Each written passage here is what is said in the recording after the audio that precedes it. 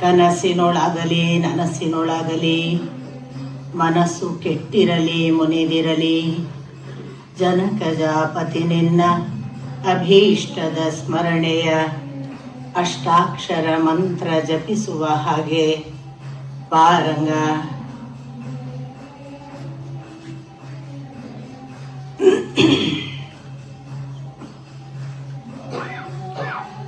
ಸನ್ನಿಧಿಯ ಭಗವಂತನನ್ನು ದೇವಿಯನ್ನು ವಂದಿಸಿ ಪರಮ ಪೂಜ್ಯರಾದ ಸ್ವಾಮೀಜಿಯವರ ಪದತಲಕ್ಕೆ ನಮಸ್ಕರಿಸಿ ಆಶೀರ್ವಾದ ಬೇಡುತ್ತಾ, ಪರದೇಶದಲ್ಲಿದ್ದು ಸ್ವದೇಶದ ಎಲ್ಲ ಭಾವಗಳನ್ನು ಆರ್ದ್ರವಾಗಿ ಕಟ್ಟಿಕೊಂಡ ಸಕಲ ಸದ್ಭಕ್ತರ ಎಲ್ಲ ಹಿರಿಕಿರಿಯ ಪದತಲಕ್ಕೆ ಹಣೆ ಹಚ್ಚಿ ನಮಸ್ಕಾರ.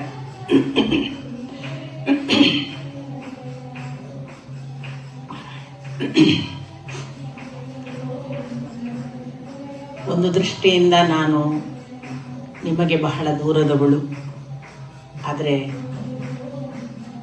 ನಾನು ದೂರದವಳಲ್ಲ ಅನ್ನೋದಕ್ಕೆ ನೀವು ಇಷ್ಟು ಸಂಖ್ಯೆಯಲ್ಲಿ ಬಂದಿರುವುದೇ ಸಾಕ್ಷಿ.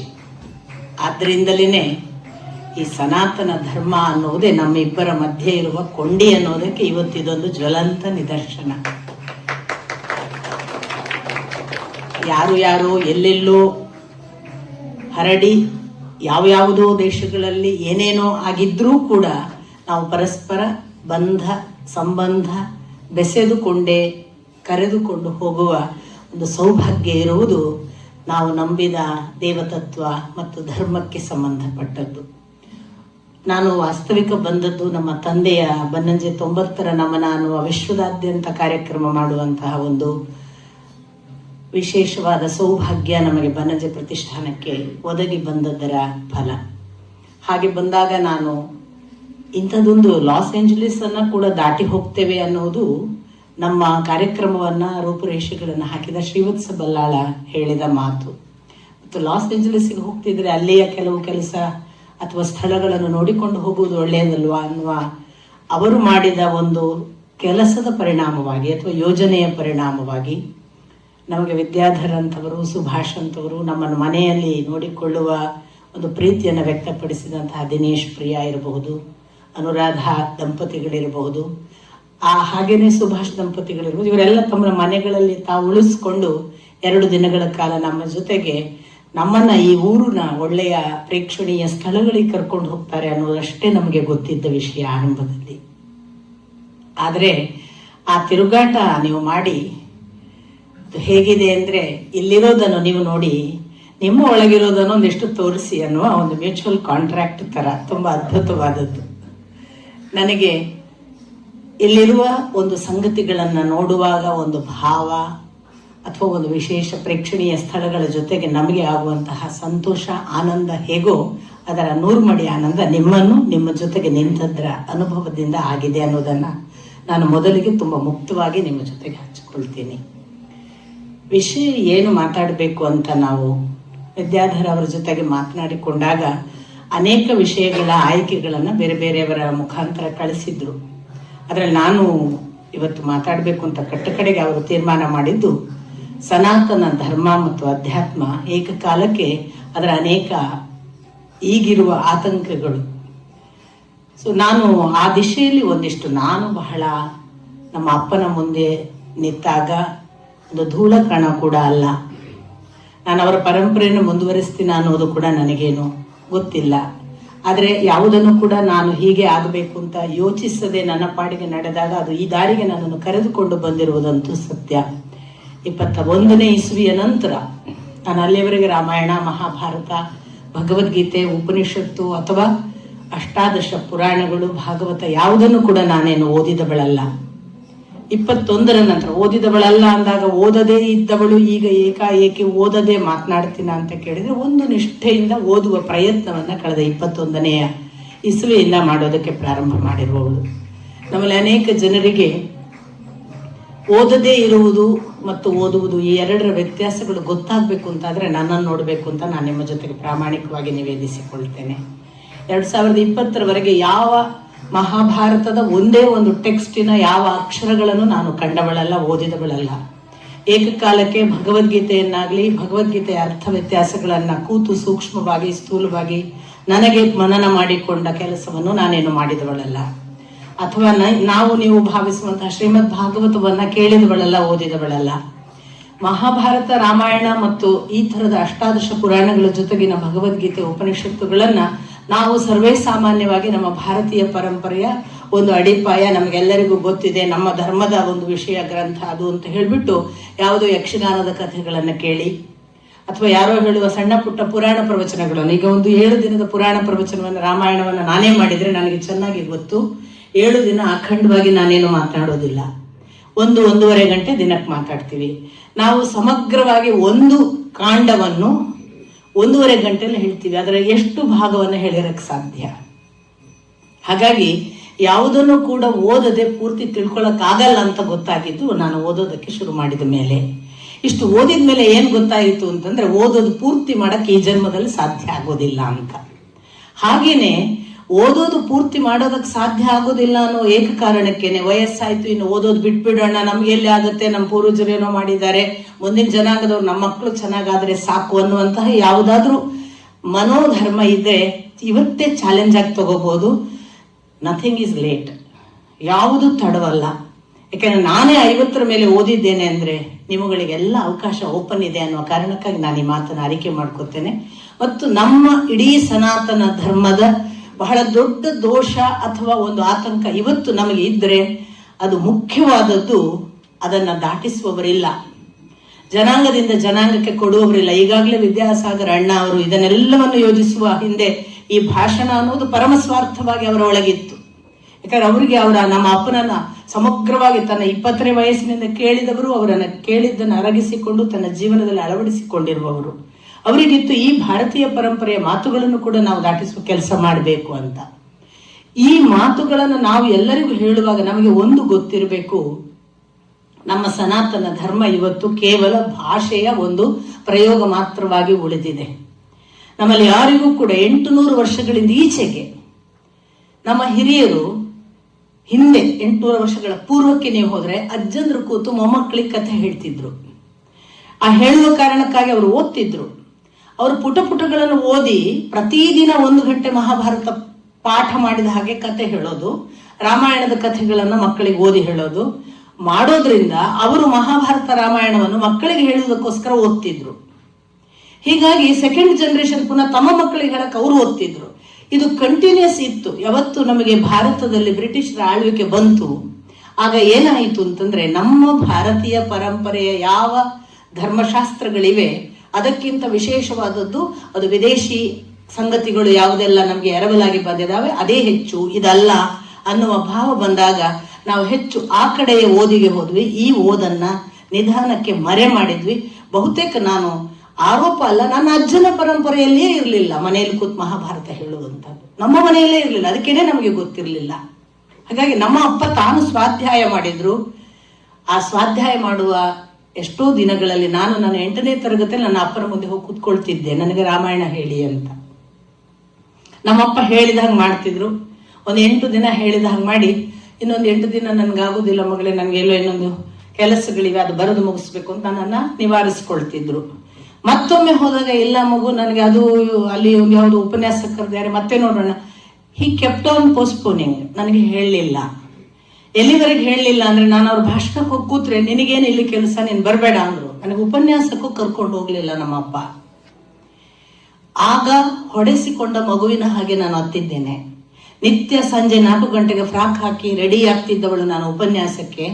ನಿನಗೇನು ಕೆಲಸ ಅಂತ ಹೇಳುವಾಗ ನಾನು ಬಹುತೇಕ 1-1.5 ವರ್ಷ ಅವರೊಟ್ಟಿಗೆ ಉಪನ್ಯಾಸಕ್ಕೆ ಹೋಗಿದ್ದೀನಿ. ಆಗ ಮಗು, ನಮ್ಗೇನು ಅರ್ಥ ಆಗದ ಕಾಲ. ಆದ್ರೆ ನಾನು ಹೋದದ್ದು ಅವ್ರಿಗೆ ಏನೋ ಒಂದಿಷ್ಟು ಈ ಹಾರ ತುರಾಯಿ ಹಾಕ್ತಾರೆ, ಅದೆಲ್ಲ ಹಿಡ್ಕೊಂಡು ಬರೋಕೆ ಒಂದು ಸಂಭ್ರಮ ನನಗೆ. ಕಾರಲ್ಲಿ ಹೋಗ್ತಾರೆ, ಅದು ಅಷ್ಟೇ, ದಟ್ ವಾಸ್ ಆಲ್. ಬಟ್ ಅದನ್ನು ಕೂಡ ಅವರು ನಿನಗೇನು ಕೆಲಸ ಬರಬೇಡ ಅಂದ್ರು.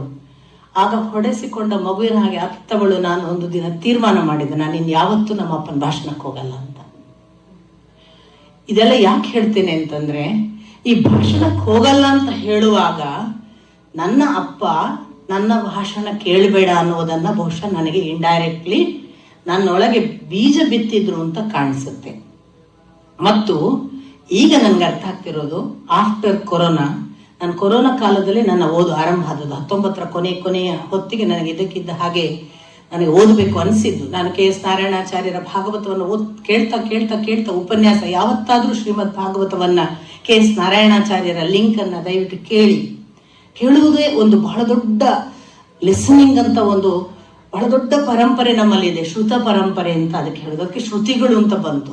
ಈ ಶ್ರುತ ಪರಂಪರೆ ಯಾಕೆ ಇದೆ ಅಂತಂದ್ರೆ, ಮನುಷ್ಯನಿಗೆ ಲಿಸನಿಂಗ್ ಕೆಪಾಸಿಟಿ ಎಷ್ಟೆಷ್ಟು ಹೆಚ್ಚಾಯ್ತಾ ಅಷ್ಟಷ್ಟು ಭಗವಂತನ ಅರಿವು ಮತ್ತು ಇರವಿನ ಅರಿವು ಹೆಚ್ಚಾಗುತ್ತೆ. ಯಾಕೆ ಅಂತಂದ್ರೆ, ಆಕಾಶಾದ್ವಾಯು ವಾಯೋರಗ್ನಿ ಅಗ್ನೇರಾಪಹ ಅದ್ಭ್ಯ ಪೃಥ್ವಿ ಅಂತ ಉಪನಿಷತ್ತು ಅಥವಾ ವೇದಗಳು. ಒಂದು ದೊಡ್ಡ ಭಗವಂತ ತತ್ವ ಅದು ನಮ್ಮ ಒಳಗೆ ಪ್ರವೇಶ ಮಾಡುವುದು ಆಕಾಶ ತತ್ವದ ಮುಖಾಂತರ. ಈ ಆಕಾಶ ತತ್ವ ಅನ್ನೋದು ಶಬ್ದ ಮುಖೇನವೇ ಬರುವುದು.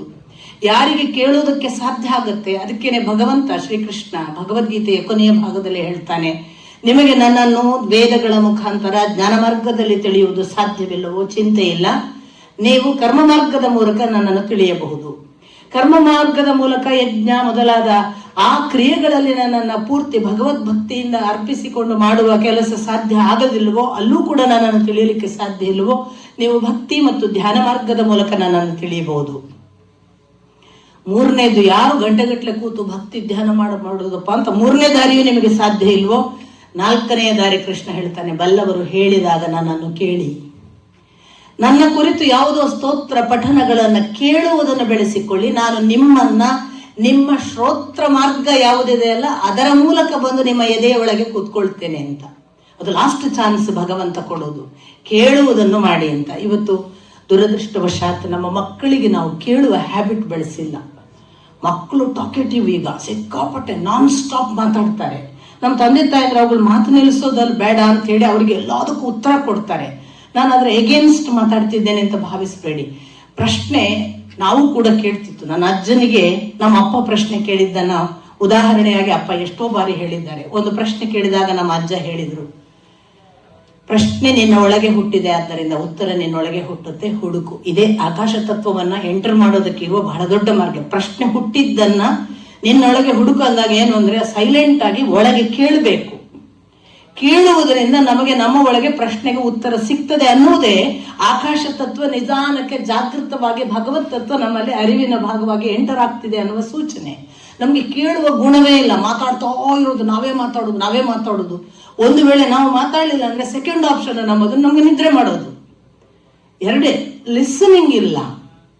ಈ ಟೋಟಲ್ ಲಿಸನಿಂಗ್, ಅದನ್ನೇ ಜಿಡ್ಡು ಕೃಷ್ಣಮೂರ್ತಿ ಪದೇ ಲಿಸನ್ ಟೋಟಲಿ.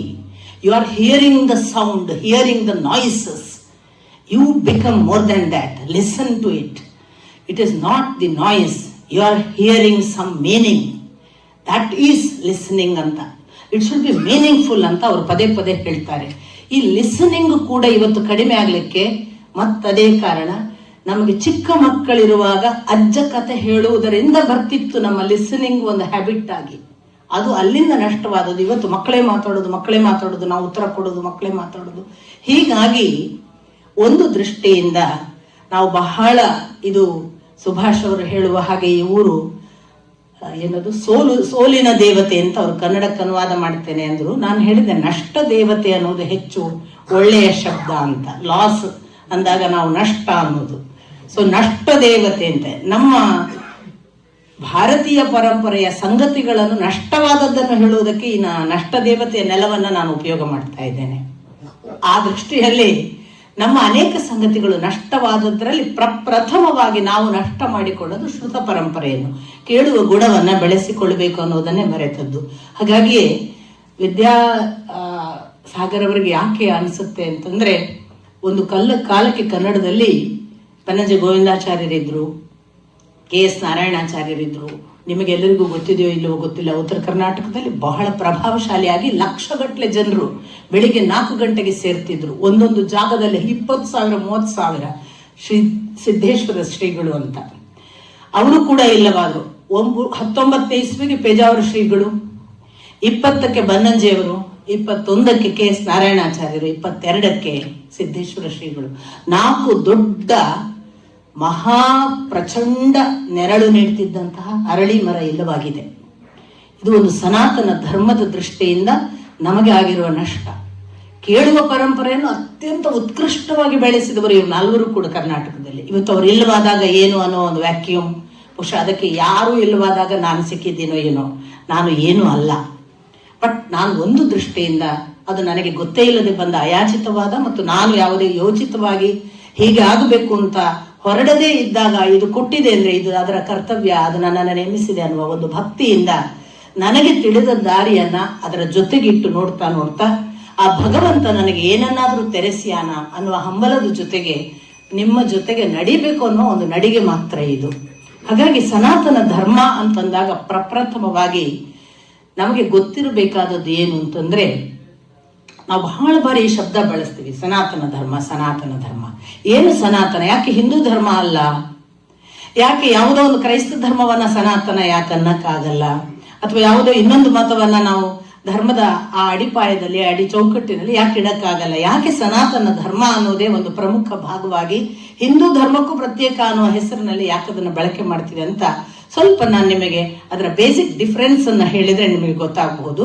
ನಾನು ಇದನ್ನು ನನ್ನ ತಂದೆ ನನಗೆ ಮಾಡಿದ ಪಾಠ ಮುಖಾಂತರವೇ ಹೇಳ್ತೇನೆ. ಯಾಕಂದ್ರೆ ಅಪ್ಪನನ್ನ ನೆನೆಯೋದು ವಿದ್ಯಾಸಾಗರ್ ಅವರಿಗೂ ತುಂಬಾ ಸಂತೋಷದ ವಿಷಯ ಅಂತ ನನಗೆ ಅರ್ಥ ಆಗತ್ತೆ. ಒಂದು ಸಂದರ್ಭ ನಿಮಗೆ ಗೊತ್ತು, ಅಯೋಧ್ಯೆಯಲ್ಲಿ ಮಸೀದಿಯನ್ನು ಒಡೆಯಲಾಗಿತ್ತು.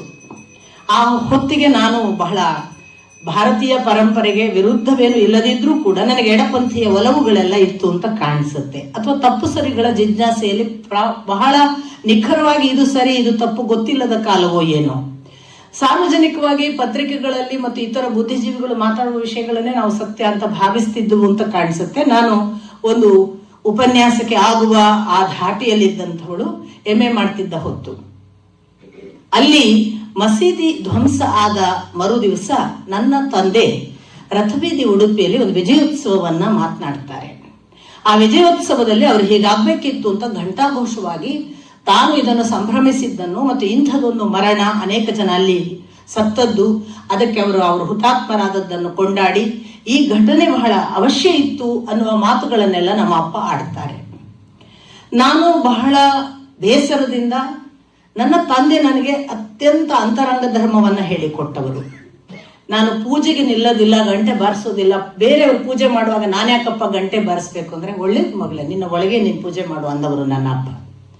ಆಮೇಲೆ ನಮ್ಮ ಮನೆಯಲ್ಲಿ ಒಬ್ಬ ಕ್ರೈಸ್ತ ಹೆಣ್ಣು ಮಗಳು ಅತ್ಯಂತ ಆತ್ಮೀಯಳು, ನನ್ನ ಗೆಳತಿ, ಅವಳು ಪೂಜೆ ಮಾಡುವ ಗಂಟೆ ಬಾರಿಸಿದ್ದುಂಟು ನಮ್ಮ ಮನೆಯಲ್ಲಿ. ಅದು ಯಾಕೆ ಕ್ರೈಸ್ತ ಹೆಣ್ಮಗಳು ಗಂಟೆ ಬಾರಿಸ್ತಾಳೆ ಅಂತ ಯಾರು ಕೇಳುವ ಹಾಗಿರಲಿಲ್ಲ, ಹಾಗಿದ್ರು ನಮ್ಮ ಅಪ್ಪ. ಇಂಥ ಅನೇಕ ವಾಸ್ಟ್ ಔಟ್ಲುಕ್ ಇದ್ದಂತಹ ನಮ್ಮ ಅಪ್ಪ ಹೀಗೊಂದು ಅಯೋಧ್ಯೆಯ ಮಸೀದಿ ಒಡೆದಾಗ ಅದನ್ನು ಬಹಳ ಸಂಭ್ರಮಿಸಿದ್ರಲ್ಲ, ಇವರ ಧರ್ಮ ಯಾವುದು ಅಂತ ನನಗೊಂದು ಪ್ರಶ್ನೆ ಆಯಿತು. ನಾನು ಅವರಿಗೆ ಇಮಿಡಿಯೇಟ್ ಪತ್ರ ಬರೆದೆ, ನೀವು ನನಗೆ ಹೇಳಿಕೊಟ್ಟ ಧರ್ಮ ಯಾವುದು? ನೀವೀಗ ಆಚರಿಸ್ತಾ ಇರುವ ಧರ್ಮ ಯಾವುದು?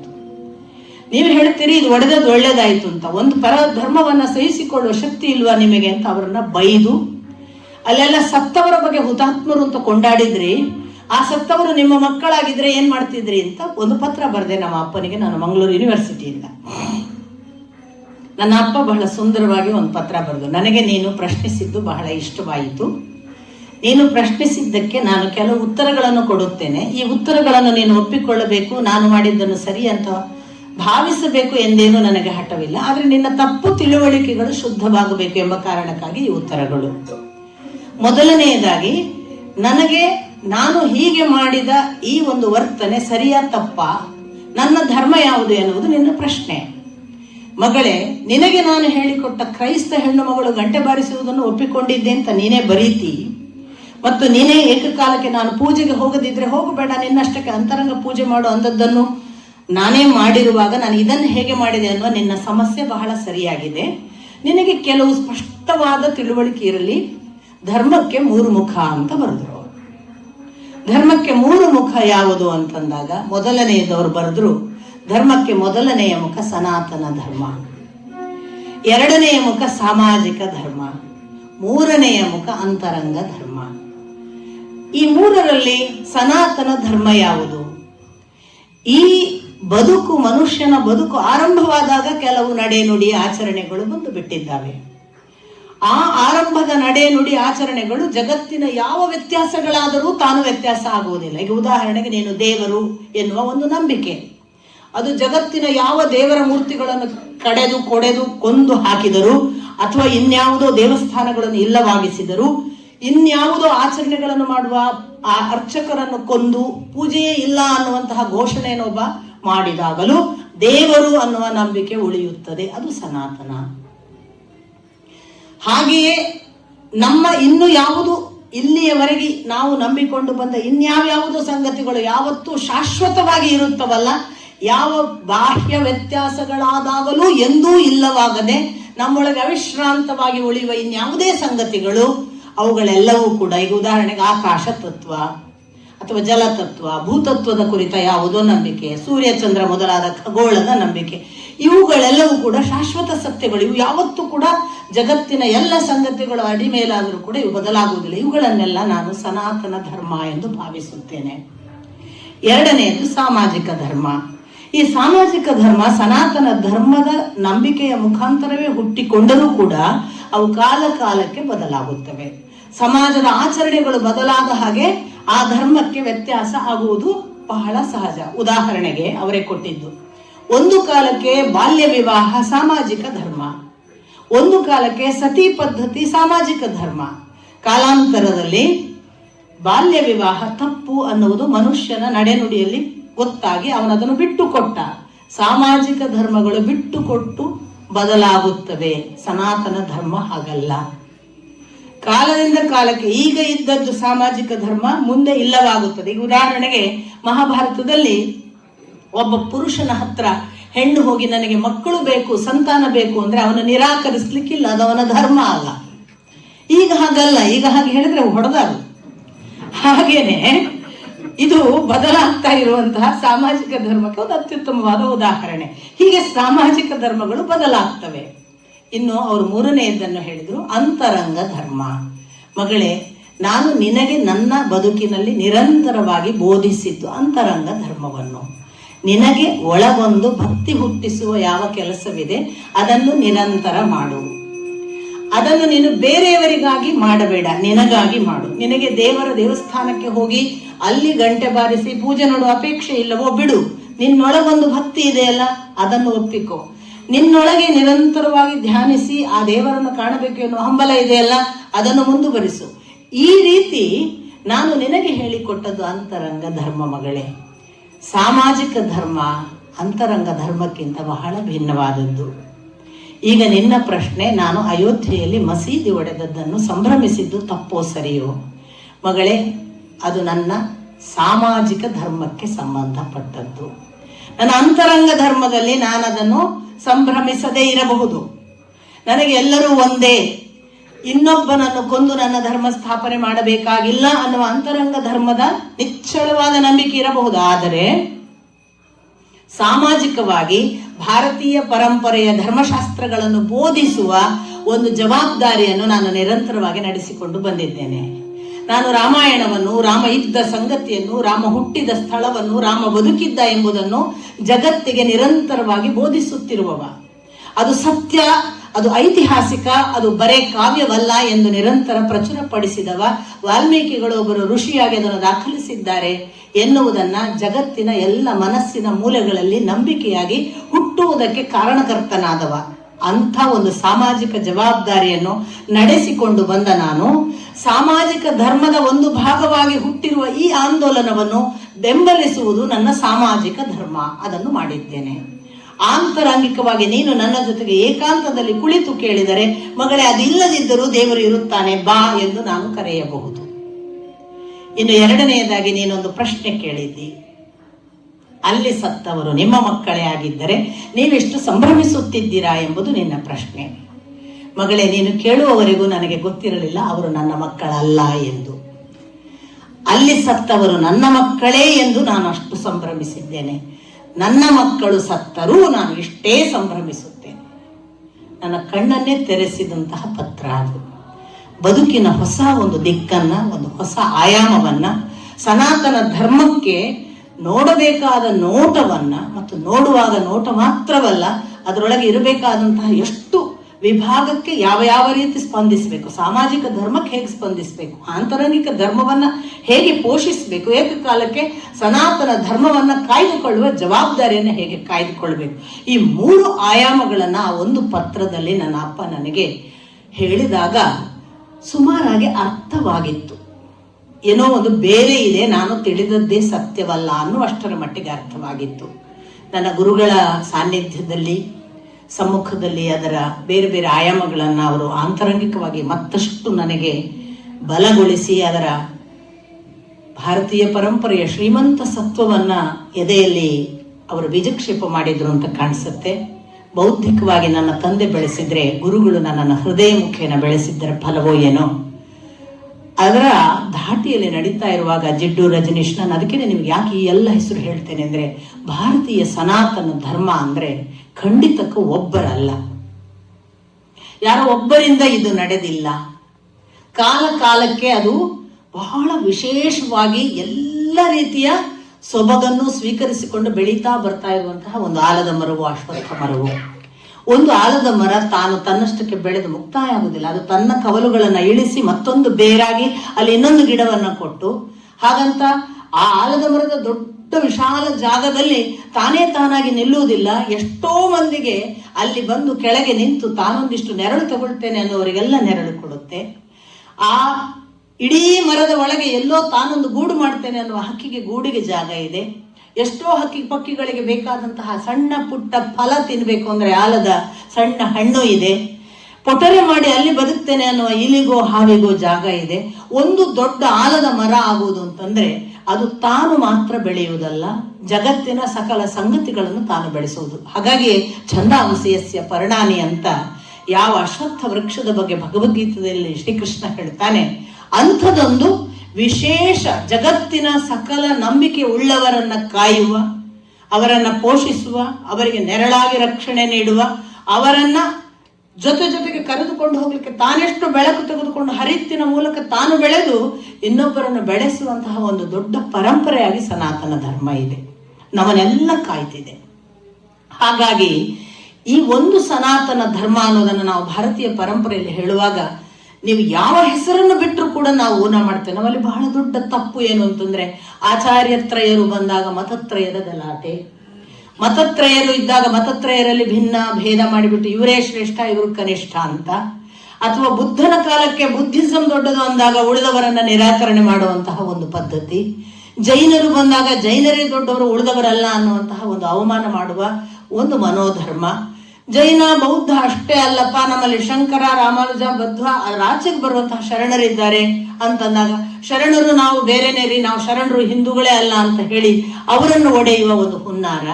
ಹೀಗಾಗಿ ಏನಾಗ್ತಿದೆ ಅಂದ್ರೆ, ಸನಾತನ ಧರ್ಮವನ್ನ ವಿಭಜನೆಗೊಳಿಸುವ ಕೆಲಸವನ್ನ ಹೊರಗಿನವರೆಲ್ಲ ನಾವು ಮಾಡ್ತಿದ್ದೇವೆ. ನಮ್ಮೊಳಗೆ ವಿಭಾಗ ಎಷ್ಟೆಷ್ಟು ಆಯ್ತಾ ಅಷ್ಟಷ್ಟು ನಾವು ನಮ್ಮ ರಕ್ಷಣೆ ಮಾಡ್ತಿರುವ ಅಷ್ಟು ದೊಡ್ಡ ಆಲದ ಮರದ ಒಂದೊಂದು ಟೊಂಗೆ ಕತ್ತರಿಸ್ತಿದ್ದೇವೆ ಅಂತ ಅರ್ಥ. ಅಷ್ಟಷ್ಟು ನಮ್ಮ ಪೋಷಿಸ್ತಿರುವ ಆ ಮರದ ಸೌಕರ್ಯವನ್ನ ಕಡಿಮೆ ಮಾಡ್ಕೊಳ್ತಿದ್ದೇವೆ ಅಂತ ಅರ್ಥ.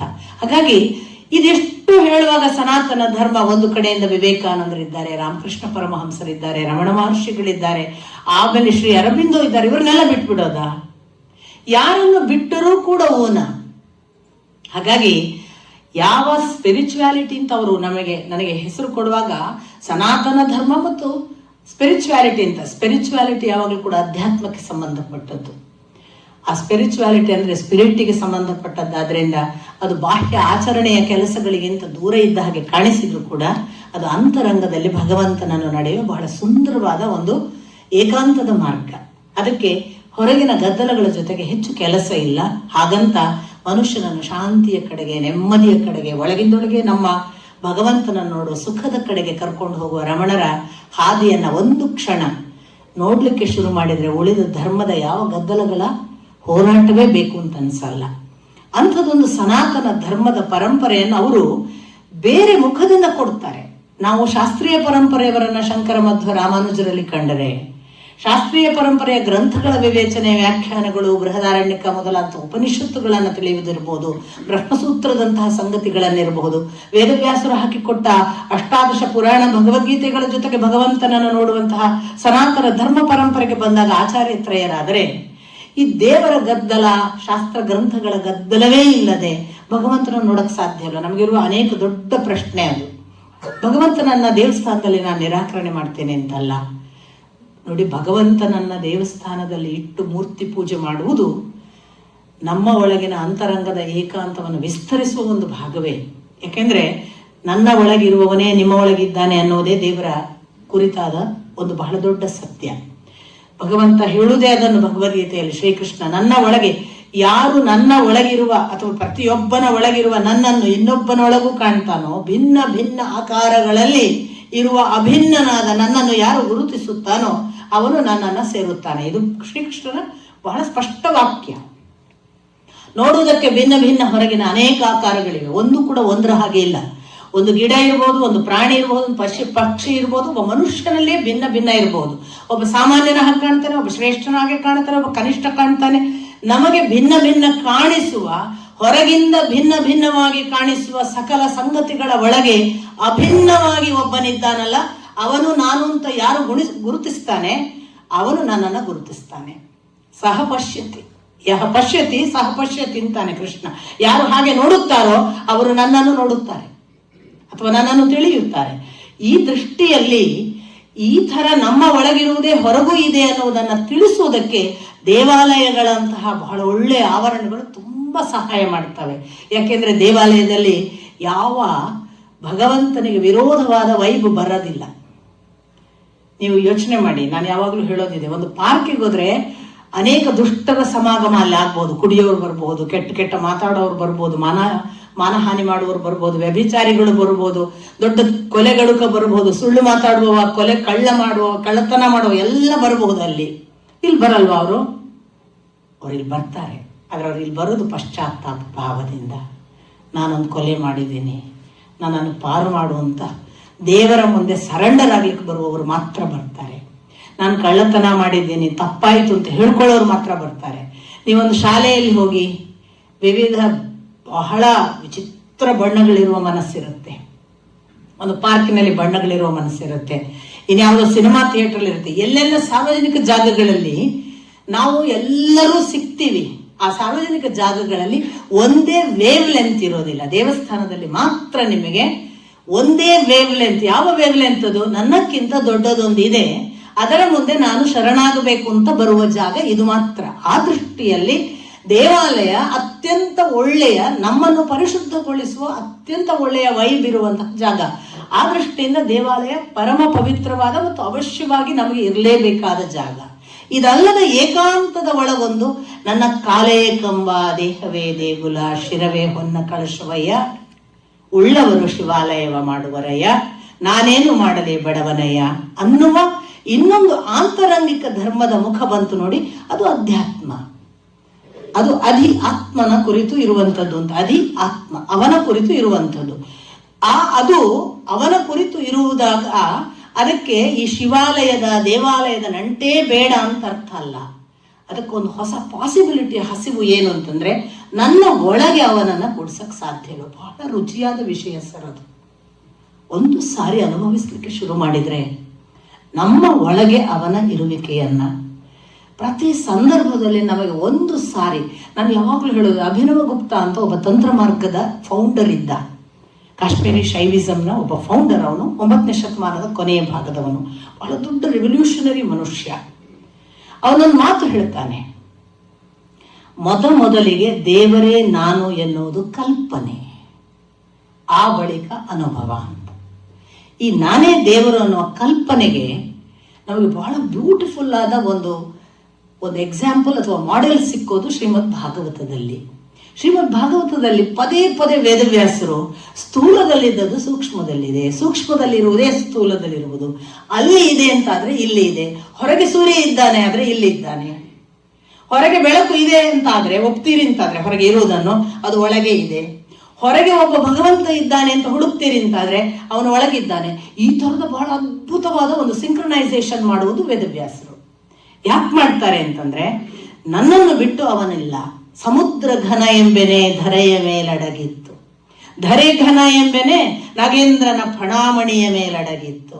ಅಂಥ ನಾಗೇಂದ್ರನ ಘನ ಎಂಬೆನೆ ಪಾರ್ವತಿಯ ಕಿರು ಕುಣಿಕೆಯ ಮುದ್ರಿಕೆಯಾಯಿತು.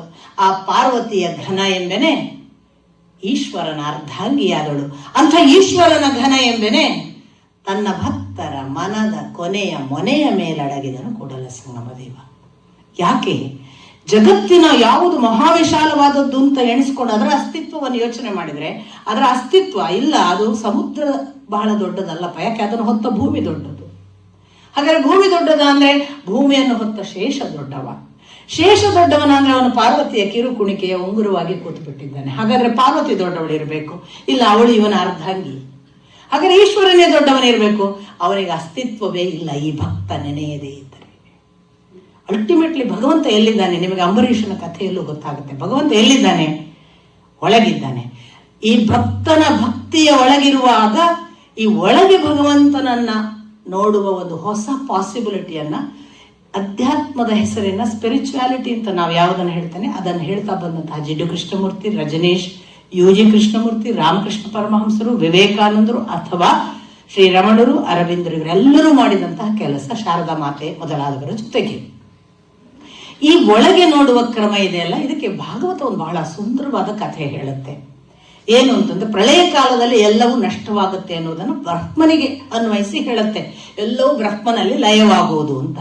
ಯಾವುದೆಲ್ಲ ಲಯವಾಯಿತು, ಯಾವಾಗ ಹುಟ್ಟಿತ್ತು, ಏನೆಲ್ಲ ಇತ್ತು ಅದರದ್ದೇ ಲಿಸ್ಟ್ ಕೊಡ್ತಾರೆ. ಆಕಾಶ ಮೊದಲು ಹುಟ್ಟಿತ್ತು, ಅದೆಲ್ಲ ಉಂಟು. ವಾಯು, ಅಲ್ಲಿಂದ ಅಗ್ನಿ, ಆಪ, ಪೃಥ್ವಿ, ಇವುಗಳೆಲ್ಲ ಮತ್ತೆ ವಾಪಸ್ ಎಲ್ಲ ಅವುಗಳ ತನ್ಮಾತ್ರೆಗಳ ಸಹಿತವಾಗಿ ವಾಪಸ್ ಹೋಗಿ ಹೋಗಿ ಹೋಗಿ ಆಕಾಶ ತತ್ವವನ್ನು ಸೇರಿ, ಆಕಾಶ ಮತ್ತೆ ಅಹಂಕಾರ ತತ್ವವನ್ನು ಸೇರಿ, ಆ ಅಹಂಕಾರ ತತ್ವ ಮಹತ್ತತ್ವವನ್ನು ಸೇರಿ, ಆ ಮಹತ್ತತ್ವ ಹುಟ್ಟಿದ್ದು ಭಗವಂತನಲ್ಲಿ, ಬ್ರಹ್ಮನಲ್ಲಿ, ಸೃಷ್ಟಿಕರ್ತ ಬ್ರಹ್ಮನಲ್ಲಿ. ಆ ಸೃಷ್ಟಿಕರ್ತ ಬ್ರಹ್ಮನಿಂದ ಅದು ಲಯವಾಗಿ ಮತ್ತೆ ಮಹಾತತ್ವ ಪರಬ್ರಹ್ಮನಲ್ಲಿ ಲೀನವಾಯಿತು ಅನ್ನೋದು ಒಂದು ಅವರೋಹಣ ಕ್ರಮ. ಆರೋಹಣ ಕ್ರಮವೋ ಅವರೋಹಣ ಕ್ರಮವೋ ಹಾಗೆ ಹೇಳ್ತಾರೆ ಶ್ರೀಮದ್ ಭಾಗವತದಲ್ಲಿ. ಇದನ್ನು ನಮ್ಮ ಬದುಕಿನಲ್ಲಿ ಹೇಗೆ ಅಳವಡಿಸ್ಕೊಳ್ಳೋದು ಅನ್ನೋದಕ್ಕೆ ಬಹಳ ಸುಂದರವಾದ ಒಂದು ವಿವರಣೆಯನ್ನ ಕೊಡ್ತಾರೆ ಶ್ರೀಮದ್ ಭಾಗವತದಲ್ಲಿ ವೇದವ್ಯಾಸರು. ಅವರು ಮೊದಲು ಏನು ಹೇಳ್ತಾರೆ ಅಂದ್ರೆ, ಮನುಷ್ಯ ಸೃಷ್ಟಿಯೇ ಒಂದೊಂದು ಅಧಿದೇವತೆಗಳು ನಮ್ಮ ದೇಹದಲ್ಲಿ ಬಂದು ನೆಲೆ ನಿಂತಾಗ ಉಂಟಾದದ್ದು. ಈ ಮನುಷ್ಯ ಸೃಷ್ಟಿಯ ಕಥೆಯನ್ನ ವಿರಾಟ್ ಸ್ವರೂಪದ ವಿವರಣೆ ಮಾಡುವಾಗ, ಕಣ್ಣಿಗೆ ಬಂದು ಕೂತ್ಕೊಳ್ಳುವವನು ಆದಿತ್ಯ, ಸೂರ್ಯ, ಮೂಗಿನಲ್ಲಿ ಅಶ್ವಿನಿ ದೇವತೆಗಳು, ಬಾಯಿಯಲ್ಲಿ ಬಂದಾಗ ವರುಣ ಜಲಭಾಗವಾಗಿ, ವಾಕ್ಕಿನಲ್ಲಿ ಅಗ್ನಿ ಭಾಗವಾಗಿ ಅಗ್ನಿ, ಕಿವಿಯಲ್ಲಿ ದಿಗ್ದೇವತೆಗಳು, ಕೈಯಲ್ಲಿ ಇಂದ್ರ, ಕಾಲಿನಲ್ಲಿ ವಿಷ್ಣು, ಪಾದದಲ್ಲಿ ವಿಷ್ಣು, ಪೃಷ್ಠದಲ್ಲಿ ಯಮ ಅಥವಾ ಮೃತ್ಯು ದೇವತೆ, ಬೆನ್ನಿಗೆ ಅಧರ್ಮ. ಈ ತರ ಒಂದು ಲಿಸ್ಟ್ ಕೊಡ್ತಾರೆ. ಬುದ್ಧಿಯಲ್ಲಿ ಬ್ರಹ್ಮ, ಅಹಂಕಾರದಲ್ಲಿ ರುದ್ರ, ಮನಸ್ಸಿನಲ್ಲಿ ಚಂದ್ರ. ಎಷ್ಟು ಸುಂದರವಾದ ಕಲ್ಪನೆ ಅಂದ್ರೆ, ನಾನು ಯಾವಾಗಲೂ ಹೇಳೋದು, ಒಂದು ಪ್ರತಿ ಮಗುವಿಗೆ ಸ್ನಾನ ಮಾಡಿಸುವಾಗ ಮನೆಯ ತಾಯಿ ಹೇಳಬೇಕು, ನೋಡು ನಿನ್ನ ತಲೆಯ ಮೇಲೆ ನೀರು ಹಾಕ್ತಿದ್ದೀನಲ್ಲ, ಇದನ್ನ ಸ್ವೀಕರಿಸ್ತಾ ಇರೋವನು ಆ ಸೂರ್ಯ ಇದ್ದಾನೆ ನಿನ್ನ ಕಣ್ಣಲ್ಲಿ. ನಿನ್ನ ಮೂಗಿನಲ್ಲಿ ಅಶ್ವಿನಿ ದೇವತೆಗಳು ಅಭಿಷೇಕ ತಗೊಳ್ತಾ ಇದ್ದಾರೆ. ನಿನ್ನ ಕಿವಿಯಲ್ಲೆಲ್ಲ ದೇವತೆಗಳಿಗೆ ಈಗ ಪೂಜೆ ಆಗ್ತಿದೆ. ನಿನ್ನ ಇಂದ್ರ ಕೈಯಲ್ಲಿದ್ದು ನಿನ್ನ ಎಲ್ಲ ಕೆಲಸಗಳನ್ನು ಮಾಡುವುದಕ್ಕೆ ಸಹಾಯ ಮಾಡುವ ಇಂದ್ರ ಅಭಿಮಾನಿ ದೇವತೆ, ಅವನ ಮನೋಭಿಮಾನಿ ದೇವತೆ ಕೂಡ, ಅವನಿಗೆ ಕೂಡ ನಮಸ್ಕಾರ ಮಾಡ್ತಾ ಇದ್ದೀಯ ನೀನು. ನಿನ್ನ ಪಾದದಲ್ಲಿ ವಿಷ್ಣು ಇರುವುದು ಅನ್ನೋದನ್ನ ನಿತ್ಯ ಒಂದು ಮಗುವಿಗೆ ಹೇಳ್ಕೊಟ್ರೆ ಬೇಡದ ದಾರಿ ತುಳಿದೀತ. ನೀನು ವಿಷ್ಣುವನ್ನು ಎಲ್ಲಿ ಕರ್ಕೊಂಡು ಹೋಗ್ತಿದ್ಯಾ ನೋಡು.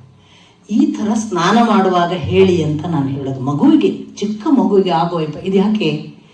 ಮೊದಲಿಗೆ ನಾನೇ ದೇವರು ಎನ್ನುವುದು ಕಲ್ಪನೆ ಬರ್ತಾ ಅದು ಅನುಭವ ಆಗಬೇಕಾದ ಒಂದು ಹಂತ ಖಂಡಿತಕ್ಕೂ ಬರುತ್ತೆ. ಪ್ರತಿ ಮನುಷ್ಯ ಇದನ್ನ ಅನುಭವಿಸಿದರೆ, ಇದು ಮಗುವಿಗೆ ಎಚ್ಚರವಾಗುವಾಗ, ಇನ್ನು ಪ್ರಜ್ಞೆ ಜಾಗೃತವಾಗುವ ಹೊತ್ತಿಗೆ ತಾಯಿ ಇದನ್ನ ಟ್ಯೂನ್ ಮಾಡಿದ್ರೆ ಮಗುವಿಗೆ, ಪುಟ ನೀನ್ ನೋಡೋದಲ್ಲ, ನಿನ್ನ ಕಣ್ಣೊಳಗಿನ ಸೂರ್ಯ ಇದ್ದಾನೆ, ಅವ ನೋಡ್ತಿದ್ದಾನೆ.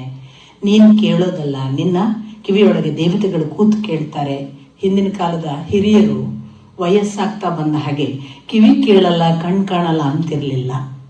ಇಂದ್ರಿಯಾಭಿಮಾನಿ ದೇವತೆಗಳು ಒಬ್ಬೊಬ್ಬರೇ ನಿವೃತ್ತರಾಗ್ತಿದ್ದಾರೆ, ಅವರು ಕೆಲಸ ಮಾಡ್ತಿಲ್ಲ ಅಂತ ಹೇಳ್ತಿದ್ರು. ಯಾಕೆಂದ್ರೆ ಅಭಿಮಾನಿ ದೇವತೆಗಳು ಕೆಲಸ ಮಾಡ್ತಿದ್ದದ್ದು ಇಷ್ಟು ದಿವಸ ನಾವಲ್ಲ ಅಂತ ಅವರಿಗೆ ಗೊತ್ತಿತ್ತು. ನಾವು ಈಗಿನ ಪರಿಭಾಷೆ, ನಮ್ಮ ಕಣ್ ಕಾಣಲ್ಲ, ಕಿವಿ ಕಾಣಲ್ಲ, ಕೇಳಲ್ಲ ಅಂತ ಈಗಿನ ಪರಿಭಾಷೆ. ಹಾಗಿಲ್ಲ, ನಮ್ಮ ಇಂದ್ರಿಯಾಭಿಮಾನಿ ದೇವತೆಗಳೆಲ್ಲ ಒಬ್ಬೊಬ್ಬರೇ ಹೊರಟು ಹೋಗ್ತಿದ್ದಾರಪ್ಪ, ಈಗ ಯಾವುದು ಕೇಳಲ್ಲ. ಇದು ನೋಡಿ, ಟ್ಯೂನ್ ಮಾಡಿದ್ರೆ ನಮ್ಗೆಲ್ಲರಿಗೂ ಸಾಧ್ಯ ಇರುವ ದೇವಾನುಭವದ ಒಂದೊಂದು ಸ್ಪರ್ಶ. ಇದನ್ನು ಮೆಚೂರ್ಡ್ ಆದಾಗ ಸ್ವಲ್ಪ ಇನ್ನಷ್ಟು ವಿಸ್ತರಿಸಿದ್ರೆ ಮಲಗುವ ಹೊತ್ತಿಗೆ ನಮಗೆ ಪ್ರಳಯ ಅನ್ನತ್ತೆ ಭಾಗವತ. ಪ್ರತಿಯೊಬ್ಬ ಮಲಗುವಾಗ ಬ್ರಹ್ಮನಲ್ಲಿ ಲಯವಾಗ್ತಾನೆ. ಆದ್ರಿಂದ ನನ್ನ ಕಣ್ಣು ನಾನು ಮುಚ್ಚುವಾಗ ಸೂರ್ಯ ಈಗ ಬ್ರಹ್ಮನಲ್ಲಿ ಲಯವಾದ. ನನ್ನ ಒಳಗೆ ಮೂಗಿನಲ್ಲಿದ್ದಂತಹ ಅಶ್ವಿನಿ ದೇವತೆಗಳು ಈಗ ನನ್ನ ಎದೆಯ ಬ್ರಹ್ಮನನ್ನು ಸೇರುತ್ತಿದ್ದಾರೆ. ನನ್ನ ಉಸಿರಿನಲ್ಲಿರುವ ಪ್ರಾಣದೇವತೆ ಅಲ್ಲಿಯೇ ಆ ಬ್ರಹ್ಮನ ಜೊತೆಗಿದ್ದಾನೆ. ನನ್ನ ಬಾಯಿಯಲ್ಲಿರುವ ವರುಣ ಮತ್ತು ಅಗ್ನಿ ಈಗ ಆ ಬ್ರಹ್ಮನಲ್ಲಿ ಲೀನವಾದರು. ಇಂದ್ರ ತನ್ನ ಕೆಲಸವನ್ನು ಕೈ ಬಿಟ್ಟು ಭಗವಂತ ಬ್ರಹ್ಮನನ್ನು ಸೇರ್ತಿದ್ದಾನೆ. ಹೀಗೆ ನಾವು ರಾತ್ರಿ ಮಲಗುವಾಗ ಹೇಳ್ಕೊಂಡು ಮಲಗಬೇಕು. ಎಚ್ಚರಾಗುವಾಗ ಓ ಬ್ರಹ್ಮನಿಗೆ ಈಗ ಎಚ್ಚರ ಆಗ್ತಿದೆ, ಅಲ್ಲಿಂದ ಸೂರ್ಯ ಮತ್ತೆ ಬಂದು ಕಣ್ಣಿಗೆ ಕೂತಿದ್ದಾನೆ. ಇದನ್ನ ನಿರಂತರ ನಮಗೆ ಇದು ಆಟೋ ಸಜೆಷನ್ ನಮಗೆ ಕೊಡೋದ್ರಿಂದ ನಾನು ಇದನ್ನೆಲ್ಲ ಮಾಡಿ ಹೇಳೋದು, ನಿಮಗೆ ಭಗವಂತನ ಅನುಭವದ ಸುಖ ಬೇಕು ಅಂದರೆ ಉಳಿದದ್ದು ಏನು ಸಾಧಿಸ್ತೀರಿ ನನಗೆ ಗೊತ್ತಿಲ್ಲ. ನಮಗೇನು ಅದರಿಂದ ಸಂಪತ್ತು ಬಂತ, ದುಡ್ಡು ಬಂತ, ಅದಲ್ಲ. ಆನಂದ ಇದೆಯಲ್ಲ, ಅದನ್ನು ಪಡಿಬೇಕು ಅನ್ನುವ ಅಪೇಕ್ಷೆ ಇದ್ದವನು ನಿರಂತರ ಭಗವಂತನ ತಾದಾತ್ಮ್ಯವನ್ನು ಹೀಗೊಂದು ಮಾಡಕ್ ಬರುತ್ತೆ ಅನ್ನೋದು ಇದು ಹೇಳಿಕೊಡೋದು ಅಧ್ಯಾತ್ಮ. ಸನಾತನ ಧರ್ಮ ಹೀಗೊಂದು ಆಂತರಂಗಿಕ ಸತ್ಯವಾಗಿ ಉಳಿದ್ರೆ ನಮ್ಮನ್ನು ಯಾರೂ ಅಲ್ಲಾಡಿಸಕ್ಕೆ ಸಾಧ್ಯ ಇಲ್ಲ. ನಮ್ಮಲ್ಲಿಗೆ ದೊಡ್ಡ ಪ್ರಶ್ನೆ ಏನು ಅಂದರೆ, ನಾವು ಇಷ್ಟು ದೊಡ್ಡ ಸಂಖ್ಯೆಯಲ್ಲಿದ್ದೇವೆ, ಸಂಖ್ಯೆ ಕಡಿಮೆ ಆಗ್ತಾ ಹೋದರೆ, ನಮ್ಮ ಸಂಖ್ಯೆ ಇಲ್ಲವಾದರೆ ನಮ್ಮ ಸನಾತನ ಧರ್ಮ ಉಳಿತದ ಅನ್ನುವ ಹೊಸ ಆತಂಕ ಈಗ ಎಲ್ಲರಿಗೂ ಇರುವ ಭಯ. ಸಂಖ್ಯೆಯಿಂದ, ಬಹುಮತದಿಂದ ಮೂರ್ಖರನ್ನು ಆರಿಸಬಹುದೇ ಹೊರತು ಒಳ್ಳೆಯದನ್ನು ಅಲ್ಲ. ನಾನು ಅದನ್ನು ಬಹಳ ತೀರ್ಮಾನವಾಗಿ ಹೇಳೋದು. ಕೆ ಎಸ್ ನಾರಾಯಣಾಚಾರ್ಯರು ನಾನು ಬಹಳ ಗೌರವಿಸುವ ಒಬ್ಬರು ವಿದ್ವಾಂಸರು. ಅವ್ರು ಯಾವಾಗಲೂ ಹೇಳ್ತಿದ್ರು, ಏನು ಪ್ರಜಾಪ್ರಭುತ್ವ ರಾಷ್ಟ್ರ ಕಣ್ರಿ, ಕುಡಿಯೋನ್ ಓಟು ನನ್ನ ಓಟು ಒಂದೇ ಆಯ್ತಲ್ವಾ, ಕುಡಿದು ಮದ್ಯದ ಅಮಲಿನಲ್ಲಿ ಓಟು ಹಾಕೋನು ನಾನು ಬುದ್ಧಿಪೂರ್ವಕ ಚೆನ್ನಾಗಿರ್ಬೇಕು ಅಂತ ಆಯ್ಕೆ ಮಾಡೋ ಓಟು ಒಂದೇ ಆಯ್ತಲ್ವಾ. ಪ್ರಜಾಪ್ರಭುತ್ವ, ದಯವಿಟ್ಟು ತಪ್ಪು ತಿಳಿಬೇಡಿ, ಪ್ರಜಾಪ್ರಭುತ್ವದ ಯಾವ ರಾಷ್ಟ್ರಗಳು ಒಳ್ಳೆಯ ರೀತಿಯಲ್ಲಿ ಇಲ್ಲ. ಅದೇ ಯಾವ ದೇಶದಲ್ಲೆಲ್ಲ ರಾಜರು ಆಳ್ತಿದ್ದಾರೆ ಚೆನ್ನಾಗಿದೆ. ನೇಪಾಳ ಎಲ್ಲಿವರೆಗೆ ರಾಜ ಆಳ್ತಿದ್ದ ಅಲ್ಲಿವರೆಗೆ ಚೆನ್ನಾಗಿತ್ತು. ಮಸ್ಕತ್ ಈಗಲೂ ರಾಜ ಆಳುವ ಒಂದು ಒಳ್ಳೆಯ ದೇಶ, ಎಷ್ಟು ಸುಂದರವಾಗಿದೆ, ನೋಡೋದಕ್ಕೆ ಹೋಗಬೇಕು. ಭೂತಾನ್ ಅತ್ಯಂತ ಶಾಂತಿಯ ದೇಶ, ಅಲ್ಲಿ ರಾಜರು ಆಳೋದು. ಇದರ ಅರ್ಥ ನಾನು ಬಹಳ ಮತ್ತೆ ಹೇಳೋದು, ಒಳ್ಳೆಯ ರಾಜರು ಆಳಿ, ಈ ಪ್ರಜಾಪ್ರಭುತ್ವ ಇಲ್ಲವಾಗ್ಲಿ. ಯಾಕಂದ್ರೆ ಮೂರ್ಖರೇ ವೋಟ್ ಮಾಡಿ ಡಿಸೈಡ್ ಮಾಡ್ತಾರಲ್ಲ ಯಾರನ್ನೋ. ಆ ದೃಷ್ಟಿಯಲ್ಲಿ ನಮ್ಮ ಒಳಗೊಂದು ಸನಾತನ ಧರ್ಮದ ಬಗ್ಗೆ ಇರುವ ಭಯ ಏನು ಅಂದ್ರೆ, ಪ್ರಜಾಪ್ರಭುತ್ವ ರಾಷ್ಟ್ರದ ಹಾಗೆ ಒಂದು ಭಯ ನಮ್ಮಲ್ಲಿ ಕೂತು ಬಿಟ್ಟಿದೆ. ನಾವೀಗ ಸಂಖ್ಯೆ ಕಡಿಮೆ ಆದ್ರೆ ಅಂತ. ಸಂಖ್ಯೆಗೂ ಗುಣಕ್ಕೂ ಸಂಬಂಧ ಇಲ್ಲ. ಪಾಂಡವರು 5 ಇದ್ದದ್ದು, ಅವ್ರು 100 ಜನ ಆದದ್ದೇನು ನಿಮಗೆ ಗೊತ್ತಿದೆ. ನಮಗೆ 5 ಜನರ ಜೊತೆಗೆ ಇದ್ದವನು ಯಾರು ಅನ್ನೋದು ಮುಖ್ಯ ಆಯ್ತೆ ಹೊರತು 100 ಜನರ ಜೊತೆಗೆ ಉಳಿದವರು ಯಾರು ಅನ್ನೋದು ಗೊತ್ತಾಗಿ ಬಿಡುತ್ತೆ. ಹಾಗಾಗಿ ನಾವು ಯಾರ ಜೊತೆಗೆ ಇರಬೇಕು, ಸಂಖ್ಯೆಯಿಂದ ಈಗ ಅಪರಂಪಾರ ಅವರಿದ್ದಾರೆ. ಮಹಾಭಾರತ, ರಾಮಾಯಣ, ಭಾಗವತಗಳೆಲ್ಲ ಬಹಳ ಸುಂದರವಾದ ಸೂಚನೆಗಳನ್ನು ಕೊಡ್ತವೆ. ನಮ್ಗೆ ಎಷ್ಟು ಕಾನ್ಫಿಡೆನ್ಸ್ ಕೊಡುತ್ತೆ ಅಂತಂದ್ರೆ, ನಾವಿವಾಗ ಒಂದು ಅತಂತ್ರ ಸ್ಥಿತಿಯಲ್ಲಿ ಇದ್ದೇವೇನೋ ಅಂತ ಭಯ ಪಡ್ತೀವಲ್ಲ, ಆ ಭಯಕ್ಕೆ ಕಾರಣವೇ ಇರೋದಿಲ್ಲ. ಯಾಕೆ ಅಂದ್ರೆ ನಮ್ಮ ಇಂಟರ್ನಲ್ ಸ್ಟ್ರೆಂತ್ ಎಷ್ಟು ಗಟ್ಟಿ ಅನ್ನೋದಕ್ಕೆ ಒಂದು ಸಮುದ್ರ ಮಥನದ ಘಟನೆ ನಿಮಗೆ ಉದಾಹರಣೆಯಾಗಿ ಕೊಡ್ತೀನಿ. ಸಮುದ್ರ ಮಥನ ನಡೆಯೋದು ವಾಸ್ತವಿಕ ಅಸುರರು ಪ್ರಬಲವಾಗಿ ಸುರರು ದುರ್ಬಲವಾದ ಕಾಲಘಟ್ಟದಲ್ಲಿ. ಬಲಿ ಬಹಳ ಪ್ರಬಲವಾಗಿರ್ತಾನೆ. ನಿಮಗೆ ಗೊತ್ತು, ಶುಕ್ರಾಚಾರ್ಯರು ಅಸುರರ ಮಹಾಪ್ರಾಬಲ್ಯವನ್ನು ಮತ್ತೆ ಮೆರೆದಾಡಿಸಿ ಇಂದ್ರಾದಿಗಳೆಲ್ಲ ತಮ್ಮ ಜಾಗ ಕಳ್ಕೊಂಡು ತಮ್ಮ ಪೋಸ್ಟ್ ಅನ್ನೆಲ್ಲ ಬಲಿಗೆ ಬಿಟ್ಟುಕೊಡುವಂತಹ ಸ್ಥಿತಿಯೆಲ್ಲ ಬಂದುಬಿಟ್ಟು ತಾವಿನ್ನೇನು ಅಸ್ತಿತ್ವದಲ್ಲಿ ಇರೋದಿಲ್ಲೇನೋ ಅನ್ನುವ ಒಂದು ಭೀತ ವಾತಾವರಣ.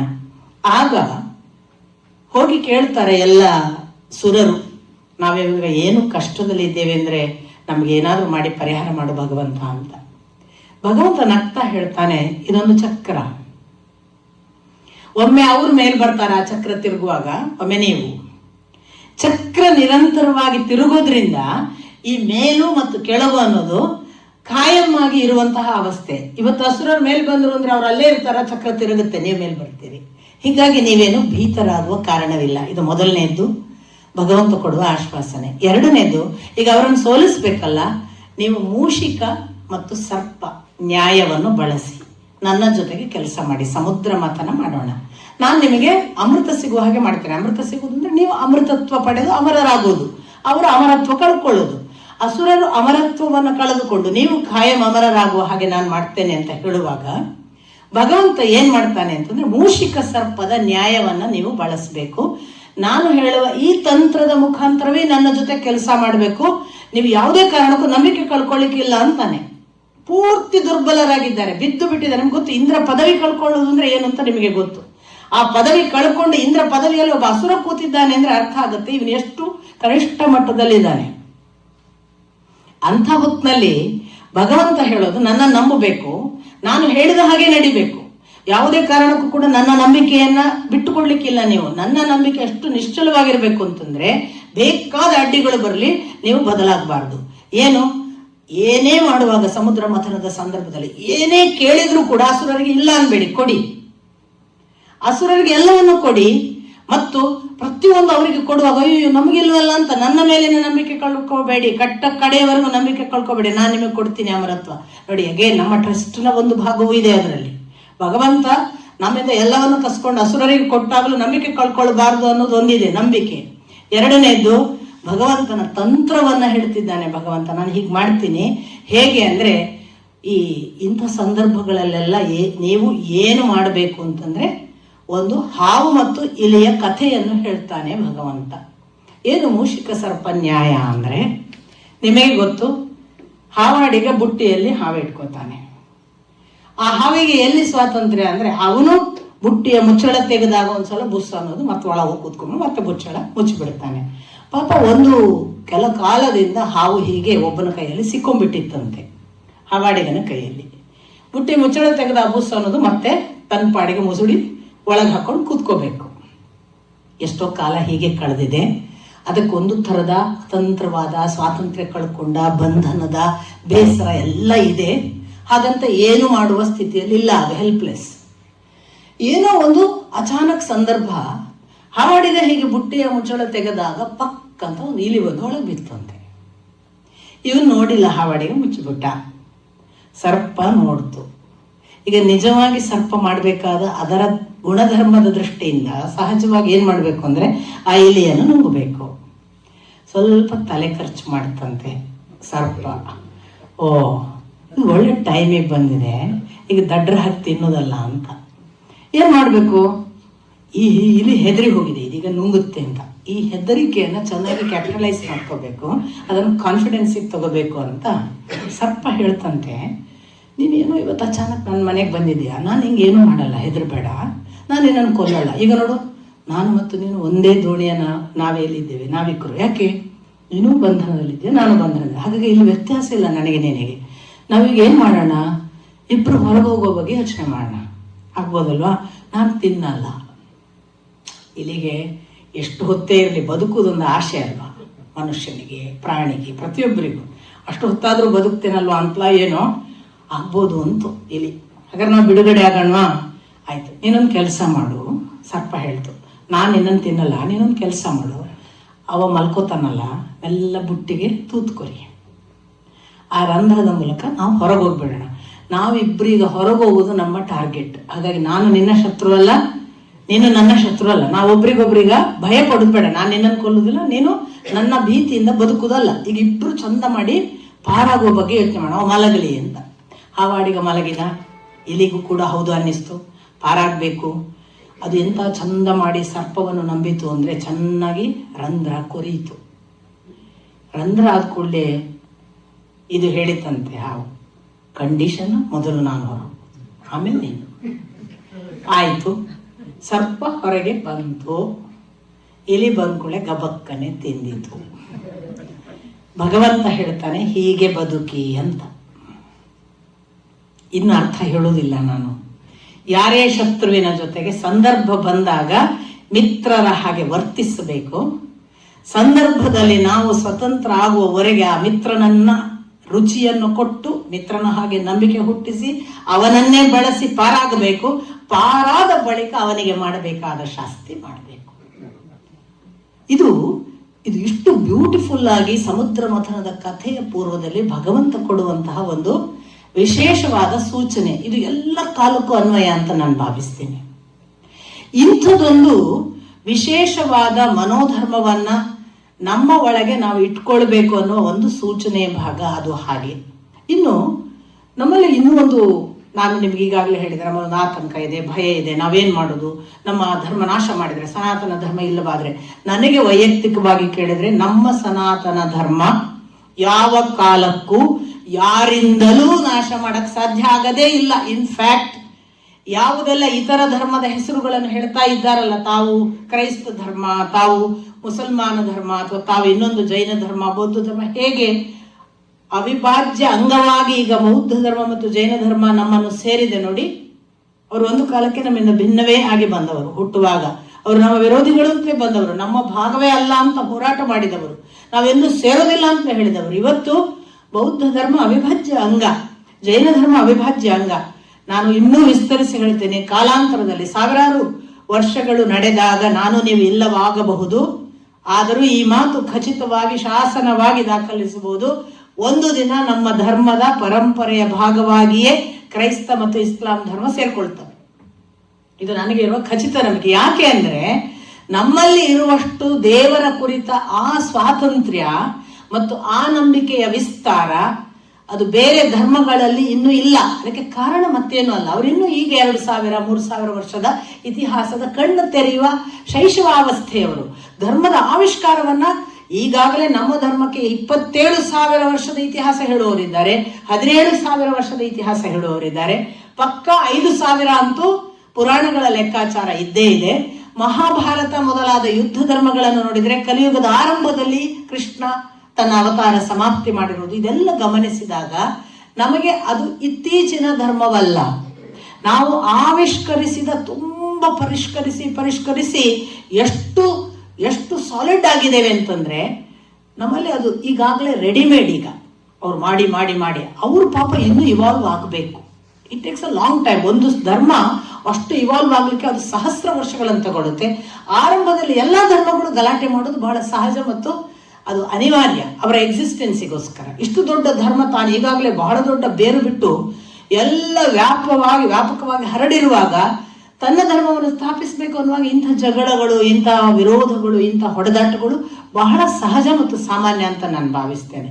ಹಾಗಾಗಿ ಅಂಥದ್ದೊಂದು ಭಯ ಬೇಕಾಗಿಯೇ ಇಲ್ಲ. ಇನ್ನು ಎರಡನೇದು ನಾನು ನಿಮಗೆ ಹೇಳೋದು, ನಮ್ಮಲ್ಲಿ ಪೂರ್ತಿಯಾಗಿ ಧರ್ಮ ನಾಶ ಆಗುವ ಸನಾತನ ಧರ್ಮ ಪರಂಪರೆ ಇನ್ನೇನು ಉಳಿಯಲ್ಲ ಅನ್ನುವ ಸ್ಥಿತಿ ಇದ್ದಾಗ ಒಬ್ಬ ಶಂಕರಾಚಾರ್ಯರು ಕಾಶ್ಮೀರದವರೆಗೆ, ಕನ್ಯಾಕುಮಾರಿಯಿಂದ ಕಾಶ್ಮೀರದವರೆಗೆ ಪ್ರದಕ್ಷಿಣೆ ಬಂದು ಹೇಗೆ ಮತ್ತೆ ಪುನಃ ಭಾರತೀಯ ಸನಾತನ ಧರ್ಮ ಸ್ಥಾಪನೆ ಮಾಡಿದ್ದಾರೆ ಅನ್ನೋದನ್ನ ಇತಿಹಾಸ ದಾಖಲಿಸ್ತದೆ. ಹಾಗಾಗಿ ಎಲ್ಲರೂ ಇಲ್ಲವಾಗಿ ಕೊಚ್ಚಿ ಹೋಗುವಾಗ ಒಬ್ಬ ಧರ್ಮ ಉಳಿಸ್ತಾನೆ ಅನ್ನೋದಕ್ಕೆ ಒಂದು ಒಳ್ಳೆಯ ಉದಾಹರಣೆ ನಮ್ಮ ಶಂಕರಾಚಾರ್ಯರು ಮತ್ತು ನಮ್ಮ ಧರ್ಮ ಪರಂಪರೆಯ ಮಾದರಿ. ಹಾಗಾಗಿ ಸಂಖ್ಯೆ ಬೇಕಾಗಿಲ್ಲ, ಕ್ರೀಮ್ ಇರುವ ಒಬ್ಬ ಸಾಕು ಧರ್ಮ ಉಳಿಸೋದಿಕ್ಕೆ. ಹಾಗಾಗಿ ನಮ್ಮ ಧರ್ಮ ಖಂಡಿತಕ್ಕೂ ನಾಶವಾಗ್ತದೆ ಅನ್ನುವ ಭೀತಿ ಬೇಡ. ಹಾಗಂತ ನಮ್ಮ ಧರ್ಮ ಏನು ಬಹಳ ದೊಡ್ಡದಿದೆ, ನಮ್ಗೆ ನಾಶ ಆಗಲ್ಲ ಅಂತ ಹೇಳ್ಬಿಟ್ಟಿದ್ದಾರೆ, ನಾವು ಯಾವತ್ತೂ ನಾಶ ಆಗಲ್ಲ ಅಂತ ನಾವು ಸುಮ್ಮನೆ ಕೂತ್ಕೊಳ್ಳೋದಲ್ಲ. ನಮ್ಮ ಸಮಸ್ಯೆ ಏನಾಗಿದೆ ಅಂದ್ರೆ, ನಾನು ಈಗಾಗಲೇ ಆರಂಭದಲ್ಲಿ ಹೇಳಿದ್ದೆ, ನಮ್ಮ ದೊಡ್ಡ ದೋಷ ಏನು ಅಂತಂದ್ರೆ ನಮಗೆ ಯಾರಿಗೂ ಕೂಡ ನಮ್ಮ ಧರ್ಮ ಗ್ರಂಥಗಳು ಗೊತ್ತಿಲ್ಲ. ಎಷ್ಟು ದುರಂತ ಅದು. ಅದಕ್ಕೆ ನೋಡಿ, ಅವರಿಗೆ ಒಂದು ಕೋಟ್ ಮಾಡಕ್ ಬರುತ್ತೆ ಅವರ ಧರ್ಮ ಗ್ರಂಥದಿಂದ. ಕಂಠಪಾಠ ಮಾಡೋದ್ರಿಂದ ಅವರಿಗೆ ತಿಳಿಯಿತೋ, ಧರ್ಮದ ಅರಿವಿನ ಜಾಗೃತಿ ನಮಕ್ಕಿಂತ ಹೆಚ್ಚಿದೆ, ಆ ಮಾತು ಬೇರೆ. ಆದ್ರೆ ಇನ್ಯಾವನೋ ಒಬ್ಬ ಕೀಟಳೆ ಮಾಡುವುದಕ್ಕೆ, ಲೇವಡಿ ಮಾಡುವುದಕ್ಕೆ ಬಳಸುವಾಗ ಅದು ಹಾಗಲ್ಲ ಹೀಗಿದೆ ಅಂತ ಹೇಳುವುದು ನಮಗೆ ಗೊತ್ತಿಲ್ಲದೆ ಹೋಯ್ತಲ್ಲ, ಅಲ್ಲಿ ನಾವು ವೀಕ್ ಆಗ್ತಿದ್ದೇವೆ. ಹಾಗಾಗಿ ನಮ್ಮಲ್ಲಿ ಮಾಡಬೇಕಾದ ಪ್ರಥಮ ಕೆಲಸ, ನಾವು ಎಲ್ಲರೂ ಕೂಡ ಬಹಳ ನಿಷ್ಠೆಯಿಂದ ಮಾಡಬೇಕಾದದ್ದು, ನಾನು ಪ್ರಾರಂಭದಲ್ಲಿ ಹೇಳಿದ ಹಾಗೆ ಇಷ್ಟರವರೆಗೆ ಓದದೇ ಇದ್ದ ಎಲ್ಲ ಧರ್ಮ ಗ್ರಂಥಗಳನ್ನ, ಯಾಕಂದ್ರೆ ಇವತ್ತು ಎಲ್ಲಾ ಭಾಷೆಯಲ್ಲೂ ನಮ್ಮ ಧರ್ಮ ಗ್ರಂಥಗಳು ಸಿಗ್ತವೆ. ಮಹಾಭಾರತ ಬೇಕು, ರಾಮಾಯಣ ಬೇಕು, ಭಗವದ್ಗೀತೆ ಬೇಕು, ಉಪನಿಷತ್ತುಗಳು ಬೇಕು, ಅಥವಾ ವೇದ, ಅಥವಾ ನಾವು ಯಾವುದನ್ನ ಅಷ್ಟಾದಶ ಪುರಾಣ ಅಂತ ಹೇಳಿದ್ರೆ ಎಲ್ಲವೂ ನಮಗೆ ಸಿಗ್ತವೆ, ಎಕ್ಸೆಪ್ಟ್ ಇಂಗ್ಲಿಷರ ಅನುವಾದ. ದಯವಿಟ್ಟು ಅದನ್ನು ಓದಬಾರದು. ಯಾಕಂದ್ರೆ ಬ್ರಿಟಿಷರು ತಾವು ಮಾಡುವಾಗ ನಮ್ಮ ನಿಜವಾದ ಆಂತರಂಗಿಕ ಸತ್ಯಗಳ, ಅದರ ಸತ್ವವನ್ನ ಡಿಸ್ಟಾರ್ಟ್ ಮಾಡಿ, ನಾವು ಯಾವುದನ್ನ ಒಳ್ಳೆಯ ರೀತಿಯಿಂದ ವರ್ಣ ಅಂತ ಹೇಳಿದ್ದೇವೋ ಅದನ್ನು ಜಾತಿ ಅಂತ ಮಾಡಿ, ಡಿಸ್ಕ್ರಿಮಿನೇಷನ್ನೇ ಅದರ ಗುಣ ಅಂತ ತಪ್ಪುಗಳನ್ನು ಹರಡಿ, ಇಂಥ ಬೇರೆ ಬೇರೆ ದೃಷ್ಟಿಯ ಅನೇಕ ಸಂಗತಿಗಳನ್ನು ಅವರು ಅಲ್ಲಿ ತುಂಬುವುದರ ಮೂಲಕವೇ ನಮ್ಮನ್ನು ಒಡೆದಿದ್ದಾರೆ. ಹಾಗಾಗಿ ನಾನು ಇಂಗ್ಲಿಷ್ ಅನುವಾದವನ್ನು ಓದಿ ಅಂದಾಗ ಭಾರತೀಯರು ಮಾಡುವ ಇಂಗ್ಲಿಷ್ ಅನುವಾದ, ಈಗ ಅನೇಕ ರಾಮಕೃಷ್ಣ ಮಠದ ಅನುವಾದಗಳಿವೆ, ಇಸ್ಕಾನ್ ಅವರು ಮಾಡಿದಂತಹ ಅನುವಾದಗಳಿವೆ, ಅವುಗಳೆಲ್ಲ ಭಾರತೀಯ ಪರಂಪರೆಯ ಆಂಗ್ಲ ಭಾಷೆಯ ಅನುವಾದಗಳು.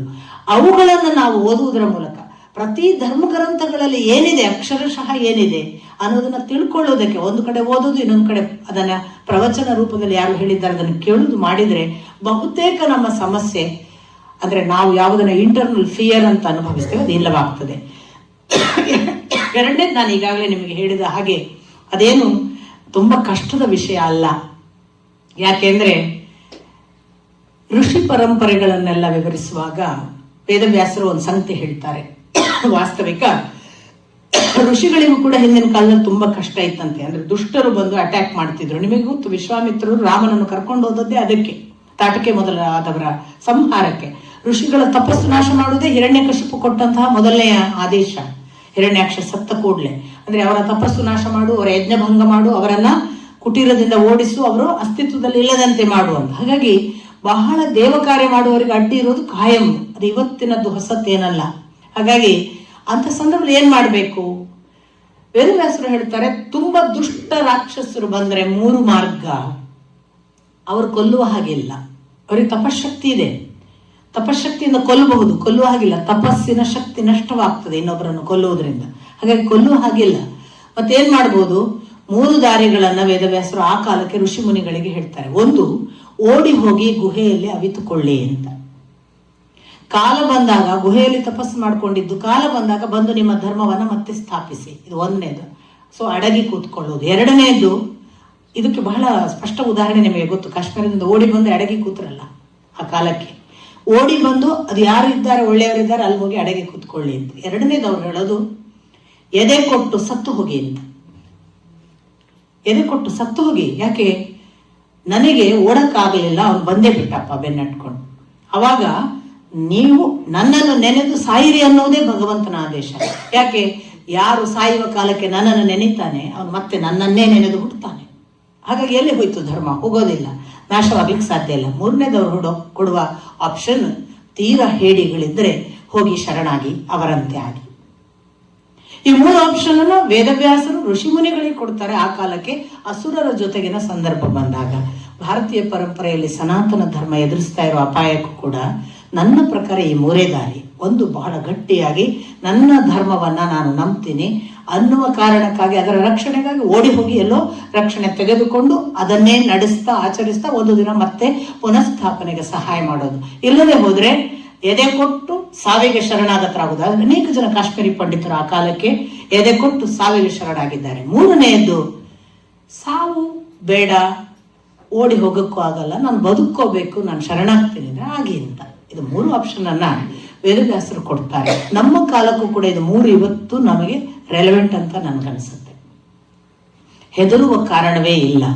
ಜಗತ್ತಿನಲ್ಲಿ ಇದು ಜಾಗತಿಕವಾಗಿ, ಹಾಗಾದ್ರೆ ನಾನು ಇಷ್ಟೆಲ್ಲ ಹೇಳುವಾಗ ನಾವು ತುಂಬಾ ಸಾವಿಗೆ, ನಮ್ಮ ರಾಜ್ಯಗಳಲ್ಲೆಲ್ಲ ಅದು ಭೀತ ವಾತಾವರಣವನ್ನ ಉಂಟು ಮಾಡಿ ನಮ್ಮನ್ನ ನಾಶ ಮಾಡುವ ಹಂತಕ್ಕಿದೆ ಅಂತ ಇವತ್ತು ಎಲ್ಲರೂ ಹೆದರುವಂತಹ ಒಂದು ಸ್ಥಿತಿ ಇದೆ. ನಿಮಗೆ ಎಷ್ಟಿದೆ ಗೊತ್ತಿಲ್ಲ. ಕರ್ನಾಟಕದಲ್ಲಿ ನಾವು, ಅನೇಕರು ಕೇರಳದಲ್ಲಿ ಎಲ್ಲ ಇವತ್ತು ಮಾತಾಡ್ತಿದ್ದಾರೆ, ನಾಳೆ ಇಲ್ಲವಾಗ್ತೀವೇನೋ ಅಂತ. ಸನಾತನ ಧರ್ಮ ಪರಂಪರೆಗಿರುವ ಅಪಾಯ ಹೌದು, ಆದ್ರೆ ಸನಾತನ ಧರ್ಮ ಖಂಡಿತಕ್ಕೂ ಅಪಾಯದಲ್ಲಿಲ್ಲ. ನಾವು ಅದರಲ್ಲಿ ಬದುಕುವವರಿಗೆ ಇರುವ ಅಪಾಯ. ನಮಗೆ ಈ 3 ಆಪ್ಷನ್, ಓಡಿ ಹೋಗುವುದು, ಸಾಯುವುದು ಅಥವಾ ದಾಸರಾಗುವುದು ಅವರದ್ದು. ಈ 3 ಹೇಳುವಾಗ ನಾನು ಇನ್ನೊಂದು ಬಹಳ ಪಾಸಿಟಿವ್ ಆದ ಅಂಶ ಹೇಳಬೇಕು. ವೇದವ್ಯಾಸರು ಭವಿಷ್ಯ ಮಹಾಪುರಾಣದಲ್ಲಿ ಹಾವಿನ ಸಂತಾನದ ಕುರಿತೇ ಒಂದು ದೀರ್ಘವಾದ ಅಧ್ಯಾಯಗಳನ್ನು ಬರೀತಾರೆ. ಹಾವು ಹುಟ್ಟುತ್ತದೆ ಹೇಗೆ? ನಾಗರ ಹಾವು ಅನ್ಕೊಳ್ಳಿ, ಸರ್ಪ, ಅದು ವಿಷದ ಹಾವುಗಳು ಅನ್ಕೊಳ್ಳಿ. ಹುಟ್ಟುತ್ತಾವೆ ಹೇಗೆ? ಗಂಡು ಹೆಣ್ಣಿನ ಅವುಗಳ ನಿಲನ ಹೇಗಿರುತ್ತೆ, ಅವುಗಳ ಸೈಜ್ ಏನು, ಯಾವ್ಯಾವ ತರದ ಹಲ್ಲುಗಳಿಗೆ ಯಾವ್ಯಾವ ವಿಷ, ಹೆಂಗೆ ಅವುಗಳು ಮೊಟ್ಟೆ ಇಡ್ತಾವೆ, ಮೊಟ್ಟೆ ಇಟ್ಟಾಗ ಹೆಣ್ಣು ಹಾವಿನ ಕೆಲಸಗಳೇನು, ಗಂಡು ಹಾವಿನ ಕೆಲಸ ಏನು, ಎಲ್ಲ ಸುದೀರ್ಘವಾಗಿ ಹಾವಿನ ಚರಿತ್ರೆ ಬರೀತಾರೆ. ಒಂಥರ ವಿಶೇಷ, ಪುರಾಣ ಲೋಕವೇ ವಿಶೇಷ. ಹಾಗೆ ಬರೆಯುವಾಗ ಒಂದು ಬಹಳ ಇಂಟ್ರೆಸ್ಟಿಂಗ್ ಪಾಯಿಂಟ್ ಹೇಳ್ತಾರೆ ವೇದವ್ಯಾಸರು. ಹಾವು ಮೊಟ್ಟೆ ಇಟ್ಟ 10-12 ಮೊಟ್ಟೆ ಇಟ್ರೆ ವಿತಿನ್ ನೋ ಟೈಮ್ 8-9 ತಂದೆಯೋ ತಾಯಿಯೋ ನುಂಗಿ ಬಿಡುತ್ತಂತೆ. ಉಳಿಯೋ 1-2-3 ಹೆಂಗೋ ಪೋಷಿಸಿ ಬೆಳೆಸಿ ಮರಿ ಆದ್ಮೇಲೆ ಮತ್ತೆ ಅದ್ರೊಳಗೆ ಎಷ್ಟೋ ನುಂಗ್ತಾವೆ, ಯಾವುದೋ 1-2 ಉಳಿತಾವಂತೆ. ಈಗ ನನ್ನ ಪಾಯಿಂಟ್ ನಿಮ್ಗೆ ಹೆಚ್ಚು ಕ್ಲಿಯರ್ ಆಗಿ ಅರ್ಥ ಆಗ. ದುಷ್ಟರೇ ನುಂಗ್ತಾರೆ, ದುಷ್ಟರಿಗೆ ದುಷ್ಟರೇ ಮದ್ದು. ನಾವು ನೋಡ್ತಾ ಇದ್ದೇವಲ್ಲ ಇವತ್ತಿನ ಯುದ್ಧಗಳೆಲ್ಲ, ಯಾರು ನಾವು ಕೊಲ್ಬೇಕಾಗಿಲ್ಲ ಅವರನ್ನ. ದುಷ್ಟರ ಮರಣವನ್ನು ದುಷ್ಟರೇ ತಾವೇ ಹೊಡ್ಕೊಂಡು ಸಾಯಿಸುವಂತಹ ಒಂದು ವ್ಯವಸ್ಥೆ ಕಾಸ್ಮಿಕ್ಕಿನಲ್ಲಿ ಇದೆ. ಆಸ್ತಿಕನ ಕಥೆ ನಿಮಗೆ ಗೊತ್ತು. ಜನಮೇಜಯ ಯಜ್ಞ ಮಾಡಿದ್ದು. ಸರ್ಪಯಜ್ಞ ಯಾಕೆ ಮಾಡಿದ ಅಂದ್ರೆ, ನನ್ನ ಅಪ್ಪನನ್ನು ಕೊಂದ ತಕ್ಷಕನನ್ನು ಕೊಲ್ಲಬೇಕು ಅಂತ ಜನಮೇಜಯನಿಗೆ ಬಂತು. ಪರೀಕ್ಷಿತನನ್ನ ಕೊಂದಂತಹ ಆ ಹಾವನ್ನ ನಾನು ಬಿಡೋದಿಲ್ಲ ಅಂತ. ತಕ್ಷಕನಿಗೆ ಇಂದ್ರನ ಸಪೋರ್ಟ್. ಇಂದ್ರನಿಗೆ ಏನಾಗಬೇಕಿತ್ತು ತಕ್ಷಕ ಅಂತ ಕೇಳಿದ್ರೆ, ಸುರಲೋಕದವರಿಗೆ ಅಂಡರ್ವರ್ಲ್ಡ್ನವರ ಹೆಲ್ಪ್ ಬೇಕು. ಇದು ಬಹಳ ಬ್ಯೂಟಿಫುಲ್ ಆದ ರಾಜಕೀಯ ಇವತ್ತಿಗೂ ಕೂಡ ಇದೆ ನೋಡಿ. ಇದು ಯಾವಾಗಲೂ ಅಂಡರ್ ವರ್ಲ್ಡ್ನವರು ದೊಡ್ಡ ಪೊಲಿಟಿಷಿಯನ್ಗೆ ಬೆಸ್ಟ್ ಫ್ರೆಂಡ್. ತಕ್ಷಕ ಅಂಥದೊಂದು ಫ್ರೆಂಡ್ ಇಂದ್ರನಿಗೆ. ಅವನಿಗೆ ಅವನದೇ ಒಂದು ಎಂಥದೋ ಕೆಲಸಕ್ಕೆಲ್ಲ ಬೇಕು. ಅಲ್ಲಿ ಮೇಲೆ ಕುತ್ಕೊಂಡು ಸ್ವರ್ಗಲೋಕದಲ್ಲಿ ಇದ್ದವನು ಇಲ್ಲಿ ಭೂಲೋಕದ ಕೆಳಗೆ ಪಾತಾಳದಲ್ಲಿ ಏನಾದ್ರು ಕೆಲಸ ಬೇಕಾದ್ರೆ ತಕ್ಷಕ ಮಾಡೋ ಅಂತ ಅಲ್ಲಿಂದ ಒಂದು ಫೋನ್ ಹೊಡೆದ್ರೆ ಸಾಕು, ತಕ್ಷಕ ಮಾಡ್ಬಿಡ್ತಾನೆ. ಹಿಂಗಾಗಿ ಬಹಳ ಮ್ಯೂಚುವಲಿ ಒಳ್ಳೆಯ ಟೈಅಪ್ ಅವರಿಗೆ. ಅವನು ಏನ್ ಮಾಡಿದ, ತಕ್ಷಕನನ್ನ ರಕ್ಷಿಸುವ ಹೊಣೆ ಹೊತ್ಕೊಂಡ. ನಿನ್ನನ್ನು ಕೊಲ್ತಾರ, ನಾನು ಬಿಡಲ್ಲ ಬಿಡು. ಹಿಂಗಾಗಿ ತಕ್ಷಕ ಇಂದ್ರ ಸ್ನೇಹ ಆಯ್ತು. ಯಜ್ಞ ಯಾವ ಮಟ್ಟಕ್ಕೆ ಜನಮೇಜಯನದ್ದು ಸಂಕಲ್ಪ ಅಂದ್ರೆ ಎಲ್ಲರೂ ನಾಶ ಆಗುವವರೆಗೆ ನಾನು ಬಿಡಲ್ಲ ಅಂತ. ಎಲ್ಲರೂ ನಾಶ ಆಗುವ ಅಂದ್ರೆ ಸರ್ಪಗಳೆಲ್ಲ ನಾಶ ಎಷ್ಟಾದ್ರೂ ತಕ್ಷಕ ಬರಲ್ಲ. ಯಾಕೆ ಬರಲ್ಲ ಅಂತ ಜನಮೇಜಯ ಕೇಳ್ತಾನೆ ಅಲ್ಲಿ ಕೂತಿರುವ ಋತ್ವಿಜರಿಗೆ. ನನಗೆ ಯಾಕೆ ತಕ್ಷಕನನ್ನು ನೀವು ತಂದು ಕೊಡಕ್ಕಾಗಲ್ಲ? ಋಷಿಗಳು ಅವರು ತಮ್ಮ ತಪೋಬಲದಿಂದ ಹೇಳ್ತಾರೆ, ಅವನು ತಕ್ಷಕ ಅಲ್ಲಿ ಇಂದ್ರನ ಸಹಾಯದಲ್ಲಿ ಇದ್ದಾನೆ. ಆಗ ಕೊಟ್ಟಂತಹ ಬಹಳ ದೊಡ್ಡ ಆದೇಶ ಜನಮೇಜಯ, ಇಂದ್ರ ಸಹಿತವಾಗಿ ಯಜ್ಞಕುಂಡಕ್ಕೆ ಬರುವ ಹಾಗೆ ಮಾಡು ಅಂತ. ಅಲ್ಲಿಂದ ಬಂದ್ರು ಅಂತ ಇವರ ತಪೋಬಲ ಎಷ್ಟು ಘನಿಷ್ಠ ಇತ್ತು ಅಂದ್ರೆ ಆ ಇಂದ್ರ ಸಹಿತವಾಗಿ ಬರಕ್ ಹೊರಟಿದ್ದನಂತೆ ಭಗವಂತ ಎಳೆದು ತಂದಂತಹ ಆ ಋಷಿಗಳು. ಆಗ ಇತ್ತ ನಿಮಗೆ ಗೊತ್ತು, ಆ ಕಡೆಯಿಂದ ಆಸ್ತಿಕ ಅನ್ನುವ ಒಬ್ಬ ಹುಟ್ಟಿದ್ದ. ಅವನು ಜರತ್ಕಾರ ಅನ್ನುವ ಒಬ್ಬ ವಂಶಕ್ಕೆ ಹುಟ್ಟಿದ ಒಂದು ಮಗ. ಅವನು ಹುಟ್ಟಿದ್ದು ಜರತ್ಕಾರಿ ಅನ್ನುವ ಹೆಣ್ಣಿಗೆ. ಆ ಜರತ್ಕಾರಿ ಮತ್ತೆ ಯಾರು ಅಲ್ಲ, ವಾಸುಕಿಯ ಮಗಳು. ಈ ಜರತ್ಕಾರನ ಮಗ ಆಸ್ತಿಕ ಹುಟ್ಟಿದ್ದು ವಾಸುಕಿಯ ಪ್ರಾರ್ಥನೆಯಿಂದ. ವಾಸುಕಿಗಿತ್ತು ತಮ್ಮ ವಂಶ ನಿರ್ವಂಶ ಆಗದ ಹಾಗೆ ನೋಡಿಕೊಳ್ಳೋ ಒಬ್ಬ ಮಗ ಹುಟ್ಟಬೇಕು ಅಂತ. ಅಲ್ಲಿ ಜರತ್ಕಾರನಿಗೂ ಇದ್ದದ್ದು ಹಾಗೆ ತನ್ನ ವಂಶ ಮುಂದುವರಿಬೇಕು, ಅದಕ್ಕೊಬ್ಬ ಮಗ ಬೇಕು ಅಂತ. ಇಬ್ಬರಿಗೂ ಸೇರಿ ಹುಟ್ಟಿದ್ದು ಜರತ್ಕಾರಿಯಿಂದ ಆಸ್ತಿಕ. ಈ ಆಸ್ತಿಕ ವಾಸುಕಿಯ ಆದೇಶದ ಮೇರೆಗೆ, ಅಂದ್ರೆ ತಾಯಿಯ ಅಣ್ಣನ ವಾಸುಕಿ. ನೋಡಿ, ಸರ್ಪಗಳಲ್ಲಿ ಎರಡು ಕಮ್ಯುನಿಟಿ ಇದೆ, ಮತ್ತೆ ನೆನ್ಪಿಟ್ಕೋಬೇಕು. ದುಷ್ಟರು ಎಲ್ಲರೂ ದುಷ್ಟರಲ್ಲ ಅನ್ನೋದಕ್ಕೆ ಮತ್ತೆ ಅಲ್ಲೊಂದು ಸೂಚನೆ.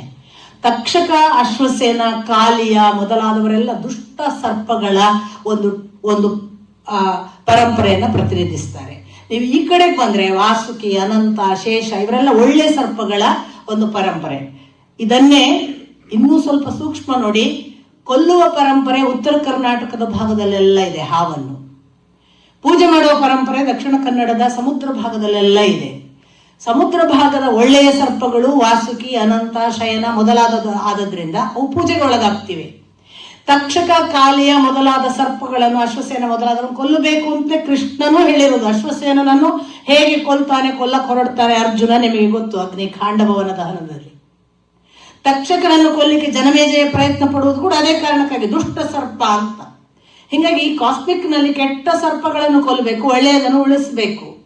ನಮ್ಮ ದುಷ್ಟರು ಎಲ್ಲರೂ ಒಳ್ಳೆಯವರು ಮತ್ತು ಕೆಟ್ಟವರು ಎರಡನ್ನು ಕೂಡಿಕೊಂಡು ಇದ್ದಾರೆ. ಸರ್ಪ ಸಂತತಿ ಎಲ್ಲ ಕೆಟ್ಟದು ಅಂತಲ್ಲ. ಸರ್ಪ ಸಂತತಿಯಲ್ಲಿ ಕೆಟ್ಟದು ಮಾಡುವಂತಹ ತಕ್ಷಕಾದಿಗಳನ್ನು ಕೊಲ್ಲಬೇಕು, ಒಳಿತು ಮಾಡುವ ವಾಸುಕಿ ಮೊದಲಾದವರನ್ನು ರಕ್ಷಿಸಬೇಕು. ಆಸ್ತಿಕ ಮಾಡಿದ್ದು ಆಯ್ತು, ಇನ್ನು ಈ ಯಜ್ಞ ನಿಲ್ಲಿಸಬೇಕು ಅಂತ ನನ್ನ ಆರಿಕೆ. ನೀನು ಯಾವನಪ್ಪ ಹೊಸಬ ಬಂದಿದ್ದಿ ಈ ಯಜ್ಞಕ್ಕೆ, ನಾನು ನಿನಗೆ ಏನನ್ನು ಕೊಡ್ಲಿ ಅಂತ ಕೇಳ್ತಾನೆ ಜನಮೇಜಯ. ನನಗೇನು ಕೊಡುವುದು ಬೇಡ, ನನಗೆ ಬ್ರಾಹ್ಮಣನಿಗೆ ನೀನು ದಾನ ಮಾಡಬೇಕು ಅಂತಿದ್ದೆಲ್ಲ, ಯಜ್ಞ ನಿಲ್ಲಿಸು. ನಿಲ್ಲಿಸಿದ್ದರಿಂದ ಅಲ್ಲಿಯವರೆಗೆ ಬಿದ್ದ ಸರ್ಪಗಳು ಎಷ್ಟು ನಾಶವಾದವಲ್ಲ, ಆ ಬಿದ್ದು ನಾಶವಾಗುವಗಳು ಬ್ರಹ್ಮನನ್ನು ಹೋಗಿ ಕೇಳುವ ಕಥೆ ಬರುತ್ತೆ. ಬ್ರಹ್ಮನನ್ನು ಹೋಗಿ ಕೇಳ್ತಾರೆ, ನಮ್ಮ ಸರ್ಪ ಸಂಸಾರ ಪೂರ್ತಿ ನಾಶ ಆಗುತ್ತೆ, ದಯವಿಟ್ಟು ಯಜ್ಞವನ್ನು ನಿಲ್ಲಿಸಿ ಅಂತ. ಆಗ ಭಗವಂತ ಬ್ರಹ್ಮ ಹೇಳುವ ಉತ್ತರ ಏನು ಗೊತ್ತಾ? ಭಾಗವತ ದಾಖಲೆ ಮಾಡುತ್ತೆ. ಸಮುದ್ರ ಮಥನ ಕಾಲದಲ್ಲಿ ಶಿವ ಈ ವಿಷವನ್ನು ಕುಡಿಯುವ ಹೊತ್ತಿಗೆ ಕೆಲವು ಹನಿ ಚೆಲ್ಲಿತು. ಆ ಚೆಲ್ಲಿದ್ದನ್ನು ಕುಡಿದು ನೀವು ವಿಷಭರಿತರಾದಿರಿ. ನಿಮಗೆ ವಿಷಭರಿತರಾದದ್ದೇ ಕೊಬ್ಬು ಬಂತು. ಕಂಡವರನ್ನು ಕಚ್ಚಿ ಸಾಯಿಸಿ ನಿಮ್ಮ ವಿಷದ ಅಹಂಕಾರ ಮೆರೀತಿದ್ದೀರಿ. ನೀವು ಸಾಯುವುದು ಈ ಸಾಮಾಜಿಕ ವ್ಯವಸ್ಥೆಯ ಅಥವಾ ಪ್ರಾಕೃತಿಕ ವ್ಯವಸ್ಥೆಯ ಒಂದು ಸಮತೋಲನಕ್ಕೆ ಅವಶ್ಯಕತೆ ಇದೆ, ಸಾಯಿರಿ ಅಂತಾನೆ ಬ್ರಹ್ಮ. ನಾನು ಈಗ ಮತ್ತೆ ಒಂದು ಪಾಯಿಂಟಿಗೆ ಬರ್ತೇನೆ. ಈ ಕಾಸ್ಮಿಕ್ಕಿನಲ್ಲಿ ಅನ್ವಾಂಟೆಡ್ ಎಲಿಮೆಂಟ್ ಯಾರು ಅನ್ನೋದನ್ನ ಭಗವಂತ ಡಿಸೈಡ್ ಮಾಡ್ತಾನೆ ಮತ್ತು ಅವುಗಳನ್ನು ತಾನಾಗಿ ನಾಶ ಮಾಡಿಸ್ತಾನೆ.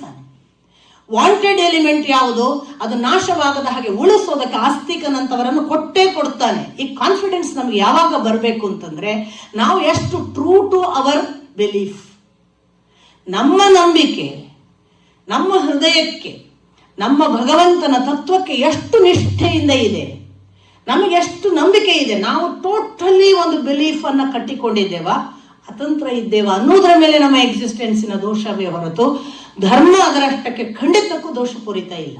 ನಾವು ಯಾವ ಕಾಲಕ್ಕೂ ನಾಶ ಆಗಕ್ಕೆ ಸಾಧ್ಯ ಇಲ್ಲ. ಇಂಥದೊಂದು ಸುಂದರವಾದ ಅದ್ಭುತ ಶಕ್ತಿ ಯಾವನೇ ಒಬ್ಬ, ನಾನು ಈಗಲೂ ಮತ್ತು ಹೇಳ್ತೇನೆ, ಭಗವದ್ಗೀತೆಯ ಒಂದು ಅಧ್ಯಾಯವನ್ನು ಓದಿದವನಿಗೂ ಕೂಡ ಆ ಬಲ ಕೊಡುತ್ತೆ ಈ ಧರ್ಮ. ಇನ್ನು ಸಮಗ್ರ ಓದಿದವರ ಕಥೆ ಏನು? ಭಗವದ್ಗೀತೆಯ ಒಂದು ಚರಣವನ್ನ, ಒಂದು ಶ್ಲೋಕವನ್ನ ನಿರಂತರ ಪಠನ ಮಾಡುವವನನ್ನ ಕಾಯುತ್ತೆ ಈ ಧರ್ಮ. ಇನ್ನು ಸಮಗ್ರವನ್ನು ತಿಳಿದರೆ ಎಷ್ಟು ಬಲವಿಲ್ಲ. ಹಾಗಾಗಿ ನಾವು ಸಮಗ್ರ ತಿಳಿಯುವ ಬಲ ಹೆಚ್ಚಿಸಿಕೊಂಡ್ರೆ ನಮ್ಮನ್ನು ಯಾರು ಏನು ಅಲುಗಾಡ್ಸಕ್ ಸಾಧ್ಯ ಇಲ್ಲ. ಇಷ್ಟರ ಮಟ್ಟಿಗೆ ಖಚಿತವಾಗಿ ಸನಾತನ ಧರ್ಮ ಹೇಳ್ಬೋದು.